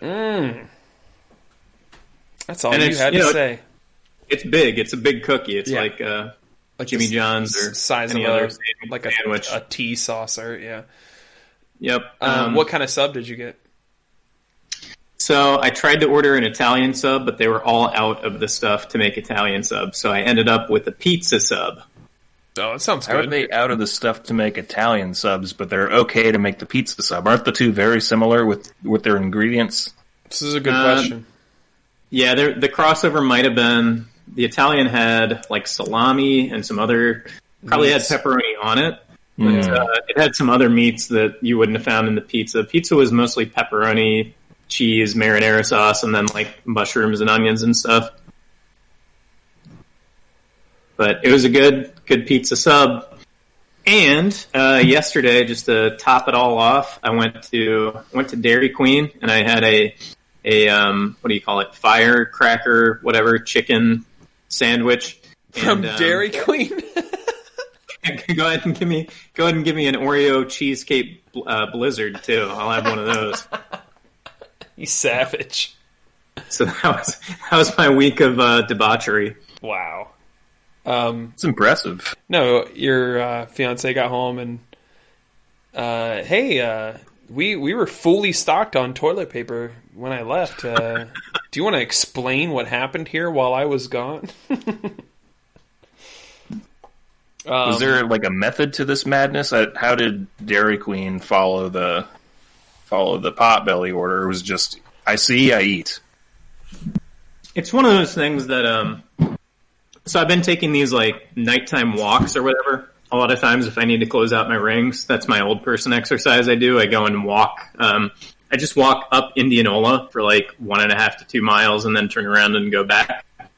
So on those walks, I pass the Dairy Queen. So it's always kind of there in my psyche of this is something that I've got to, this is an itch I got to scratch. Dude, and those fried mushrooms alone are like that would fuck with me. But yeah, this week it was open season and then, and then she was back. So I realized I had to tie up all my loose ends and that meant going to Dairy Queen. Hey, you're only human. You know what? Here's my problem with shit food and fast food like that is with exercising. I think I have like a pass to like go get a Burger King or go get a McDonald's in the middle of the day, and I gotta cut that out because I feel like I'm only maintaining if I do that. Like I'm not going to lose any more weight or build a whole lot of new muscle if I'm just biking, like doing something really, really good for my body, and then moments later going to get a Whopper. I gotta cut that shit out. I don't think the Whopper is going to stop you from building muscle. It might stop you from losing weight, but if you're, I don't want those French fry titties, man. You know what I mean? Nah, I mean, I think if you're burning a lot of calories regularly, then even if you're eating more calories than you're burning, like your body's still going to do something semi-productive with it. Yeah. If your muscles are like calling for, repair and stuff, yeah, then you do get a little bit of forgiveness in in what you can feed yourself, I think. Are you guys all taking vitamins? Carl, are you taking a multivitamin? Joe? Not a multi, but vitamin D for like the lack of sun from the winter. But okay. But I guess just with that too, inside, yeah. With the vitamin D, you're supposed to specifically maybe take another vitamin to help absorption. I don't really know how vitamins work. Yeah, it's basically like when you look at the back of a vitamin bottle, it'll say what percentage of your daily recommended version of it is, and it's often like 200% or 150% or something like that. But there's this thing, it's like bioavailability. So like there are, and D is an important one. There's a bunch of other like proteins and vitamins and things like that you should also have on that level, or like you're wasting a lot of that, like you'll shit it out. Does that make sense?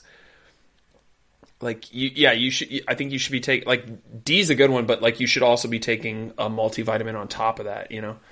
Yeah, I mean, this says it's. And don't forget, I'm a doctor. 25% of my daily value, so I'm sure that my body's not absorbing 600% of my vitamin D intake. Oh, you turn into a giant beam of pure sunlight. It also says, do not use if seal is broken or missing.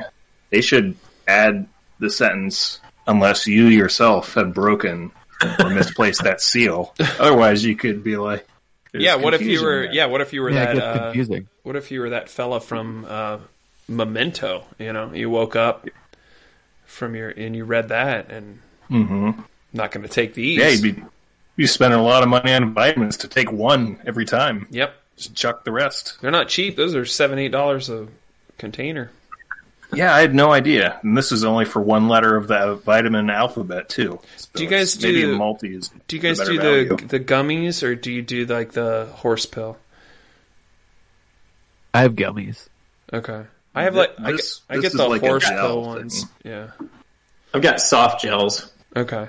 Yeah, that's what this one is. And you can kind of put it on your tongue and let it sort of semi-disintegrate before you just finish it off. No water needed. Swig it back with a nice IPA. Did do that? Any of you cock smooches ever try your sour pills? No, I actually did the other night. Carl did. Yeah. Carl did. I haven't. Yeah. Need to Loved do that. it. You know what though? Somebody did in my family With because the lemon. Oh. And Guinness. Mm-hmm. Joe, you said you tried it the other night? Yeah.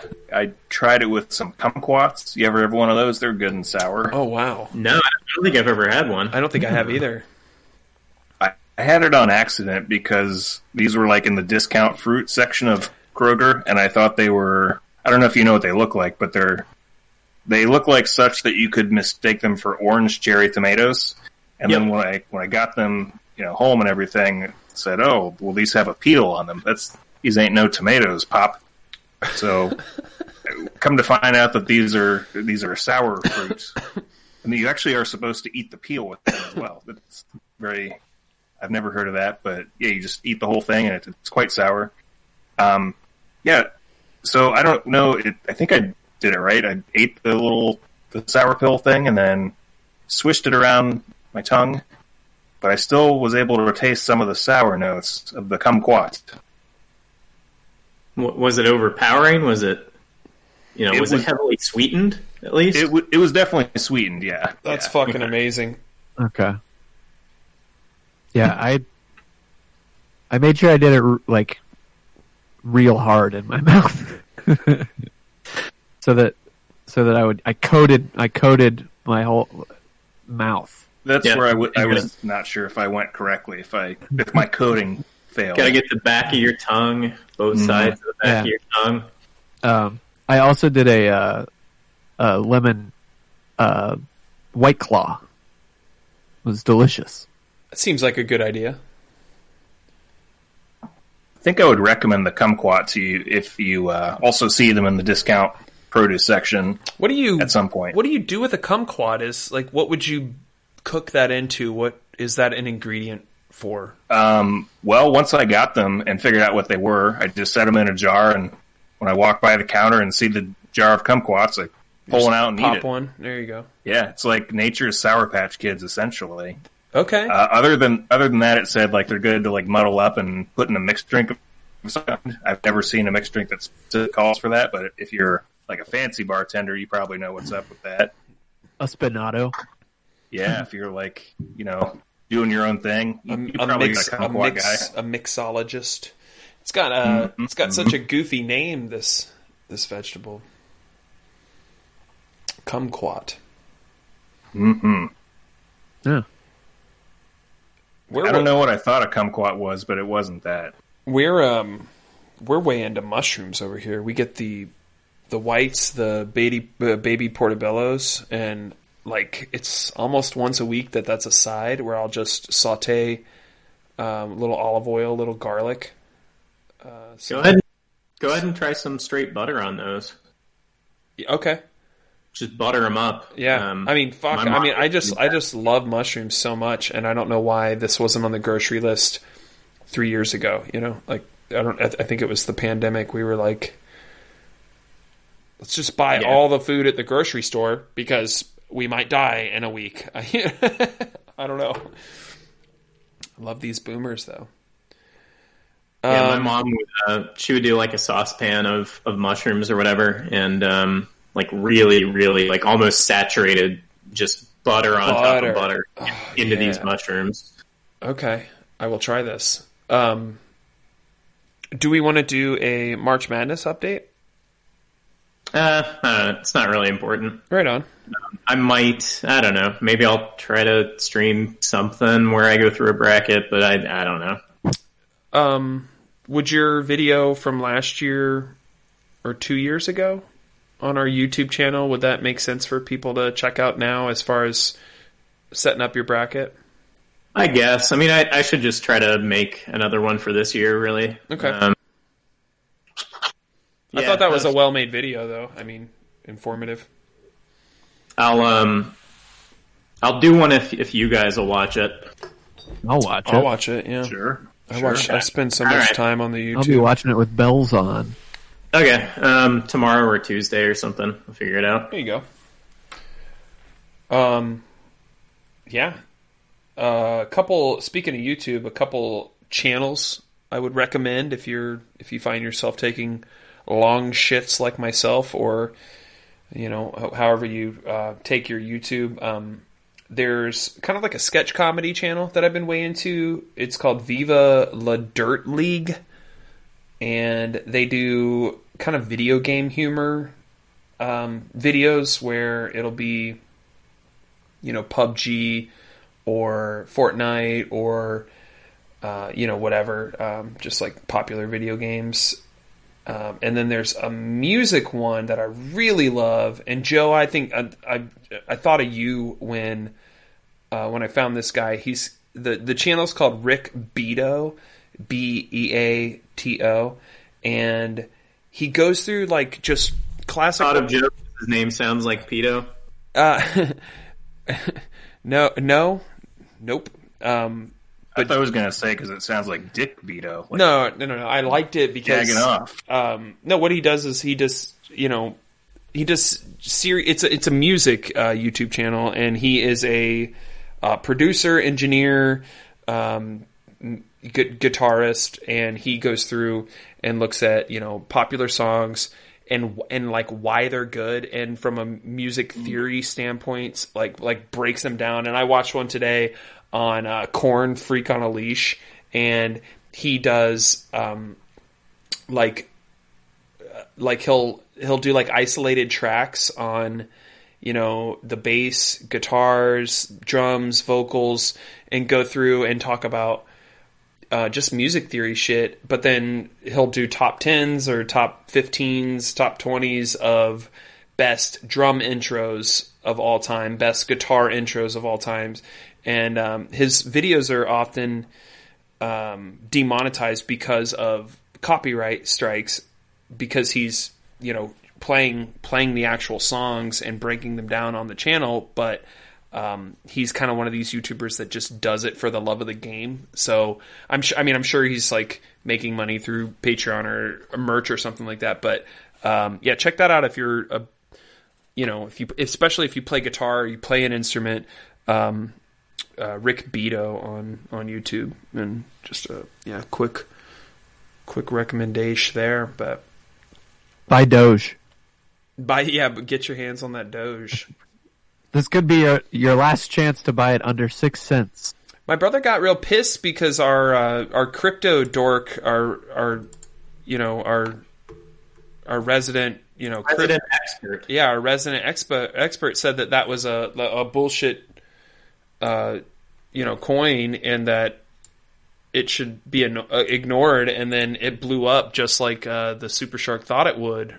Thoughts, feelings? Go ahead.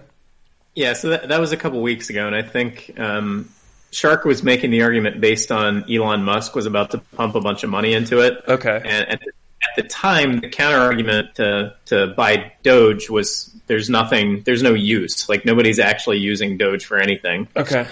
Since then, the news, I think, that's made it kind of viable is Mark Cuban has announced that the Dallas Mavericks are going to accept Dogecoin as like a standard form of payment in the team's like merchandise and maybe tickets and stuff like that.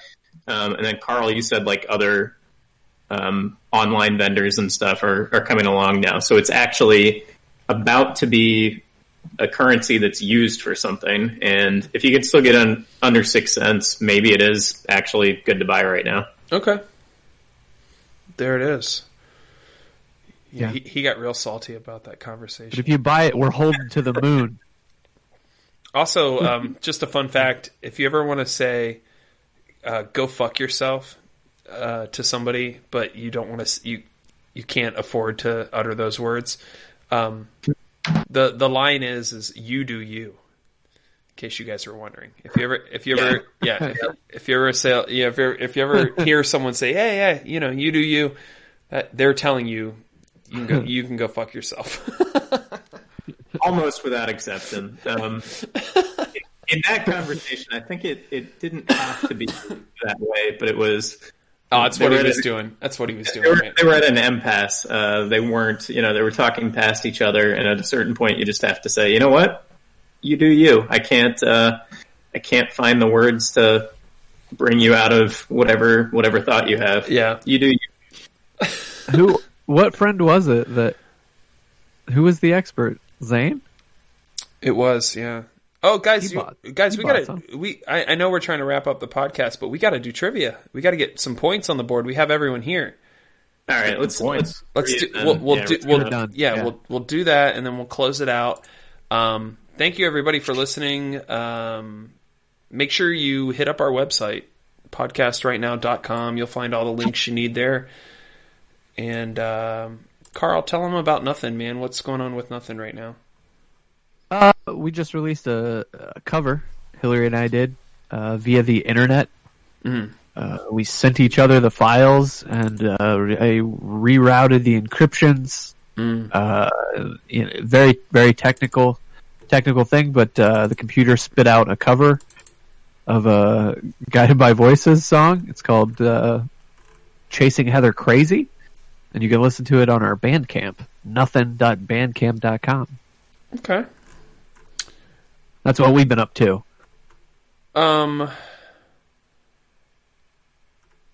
You guys ready? Ready for some trivia? I was born ready. Yeah, baby. This is the I forget the name of it, Kevin. The Broken Schemes for the Buttercream. Make sure you guys visit LAF Buttercream on Instagram. Follow that page and try to support one of our Columbus bakers, as they do produce a very fine product that I think you'll be really happy with. Our resident experts. So just to recap, scoreboard tells me that Kevin has 2 points, Joe has 1 point, Carl's still sitting at a donut, no pun intended, and we're playing for a batch of your favorite LAF buttercream offering. So you got dark chocolate brownies, you got the cashew cream cookies, don't get me started. A big box of those going to the winner And we have only, I think, 2 more shows before we decide that winner. Yes, the 21st and the 28th of March. So let's get into it. Your first topic is hockey logos, hockey team logos. Do you guys follow the sport? No, not really. All right, let's see what we can do just here. The Canadians. I think I could identify most logos see. if I saw like a picture. Let's see see. what kind of game this is. Let's see how we do. This will be a shout it out answer. So, what NHL team's logo Blue Jackets. kind of looks like a toilet seat with an H inside of it? Oilers. Hartford Oilers. Ottawa Oilers. Senators. Big H, huh? It's a toilet seat Hurricanes. with an H in the middle. Commode lid. That's a commode Carolina lid. Hurricanes. Joe, no guesses? You said it was your favorite team. I said the Ottawa Senators. No. Yeah, the Montreal Canadian? Canadians. Yeah. Oh, I said it. all right. I said it. All right. Well, we have to give it to Carl. Did he say it? I did. It was Joe. I think he said He it. said it. No, I did say it. I think you said it. Next question. Tell me what letter in the what letter in the Washington Capitals logo is replaced by a hockey stick? L. It's a solid T. guess, Joe. T is correct. T is correct. Should have been L. Kevin grabs a point. Yeah, how did they fuck that up? You need to call me about that. Yeah, fuck that up. All right. The current logo for the Columbus Blue Jackets features the Ohio State flag, which is a pennant that ends in a swallowtail, often used by sailing clubs. What term describes this type of flag? Barrow. A nautical A flag. jib. Port bath. Flag. A crow's nest. Crow. What? It's called a burgee. A B-U-R-G. The Montreal Canadiens. Yeah, a flag. I was Did you- almost there. Give Did it you to know me. that? Yeah. All right, here's your next one. Paying homage to the Royal Canadian Air Force, what type of jet is featured in the design of the Winnipeg Jets team logo? So it's probably not a MiG. It's not a MiG. It's not It's it's not an F-15 Eagle. It's not an an F-35 Airbus. Lightning. It's not an F-16 Falcon. It's something else. An F-18 Canada bird. Goose. I'm tempted to give it to you. F-17, B-17 F-18 bomber. Goose. F-19, F-20. F-18 Tomcat. It's you guys let me F-35. know if Kevin deserves a point. It's a C F-18 No, that's the wrong letter. Hornet. No points. Next. Jesus, I was gonna say give it to him, but Joe's ready to win. He wants those. He wants that buttercream on his chest. not a very nice man. All right, here's our last one. What country occupies the eastern 2/3 of Long Island, which is shown in the background of the New York Islanders team logo? And I definitely meant to say county. What county occupies the eastern 2/3 of Long Island, which is shown in the background of the New York Islanders team logo? Brooklyn County. Pretty specific. Yeah, it starts with an S. I don't know. These are tough. Sussex County. Ooh. No. Stratford County. No, it's Suffolk. SF. Yeah. Suffolk. All right. Moving on. I'll give you guys the option since that was such a disaster. Do you guys want What was the answer to the last one again? Suffolk? Suckfuck? Suckafuck County, yeah. Do you guys want The Godfather or Geography? Geography. Okay. The Godfather, the film franchise, not my Godfather. Okay, and Kevin for the tiebreaker? Geography. Geography it is. And what's... Oh wait, mine was a question. This was about the film franchise, the movie. What's the? I guess it doesn't matter now, but It maybe doesn't. Kevin would have changed his mind. No, it's about the movie. Yeah. Uh, All right, here we go. Geography. Right now Atlanta. we got Kevin and Give me the Carl. Kevin and Carl tied with 1 point. Tell me, in what city is A Midsummer Night's Dream set? London, Verona? Venice, Rome, Florence. Barcelona, Dublin. Paris. Did we say Paris and London and all that jazz? Yeah, that's wrong. Boise, Idaho. Bath, Madrid. The correct answer is Athens. Oh. All right, let's try again. What U.S. state is home to Great Sand Dunes National Monument? Indiana? Arizona, Michigan. Utah, New Mexico. Colorado. Colorado is correct. Good one. Damn it. All right. What country were the 1952 Summer Olympic Games held in? Greece. London. Spain, Japan. India. Portugal. United States, USA. Canada. Mexico, Brazil, UK. Argentina, Australia. France, Spain, Italy, England, Ireland, These have all Russia, been Moldova, these have all been incorrect answers. Are you guys Russia, are you China, guys finished? Finland. Finland is correct. I'll take it. What is the capital of Cambodia, you guys? Ooh, Phnom Penh. Nicely Phnom Penh? done. Nicely done. Joe on the board. All right, and for the last question and a potential three-way tie, this one's a write it down, so you'll answer with a number, and then we will see who guesses closest. The Appalachian... Yes, Joe? It's 2 to 1 to 2. You got it, yeah. Okay. The Appalachian National Scenic Trail. It passes through how many states? Are you guys familiar with this trail?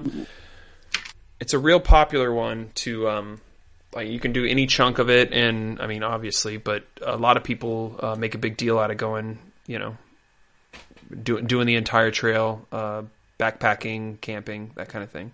Appalachian National Scenic Trail. How many states does it pass through? And let me know when you guys are ready, and we'll get some answers. Hold on, I'm reevaluating my answer here. Reevaluate, buddy. I think this is a potential three-way tie. I'm kind of rooting for Joe right now. Okay, I've reevaluated.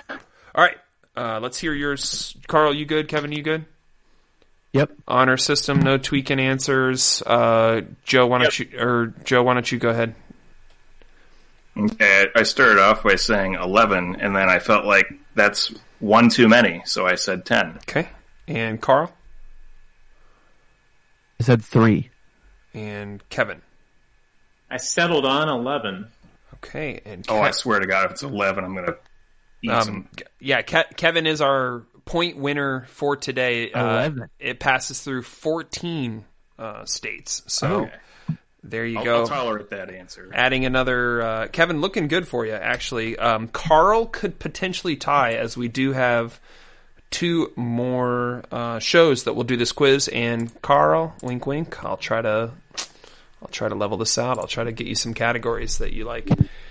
Yeah, there it is. Podcast right now. Episode 178. Thanks for listening, everybody. I hope everyone's well. I hope you guys are staying safe. I hope you're getting out there and getting some of this D soaked into that beautiful skin of yours. Whether you're listening to this right now in your automobile, driving around town, maybe your commute, maybe you're jacking off in your mother's bedroom and you have an earbud in. We appreciate you coming along for the ride. Every Sunday we're on Twitch. We do the podcast live where you can be a part of the episode. What's up, Vikings Dan in the chat? Thanks for showing up. Yeah, it's real podcast right now on Twitch. Make sure you check out Bandcamp. It's nothing. Bandcamp.com. Support the local bands, the local artists. Unless you're not from Columbus, then you don't have to because it's not local. What else? Yeah, leave no trace. Wave to your neighbors. Wear that mask. Wash those hands. Anything else from the boys? You want to say goodbye to the people? Get an Apple Watch, I guess. Yeah. Bye, people. Get yourself one of them VR headsets so you don't feel so alienated when you listen to this podcast. A podcast right now. It's right now. The podcast is right now. We did it. We did it.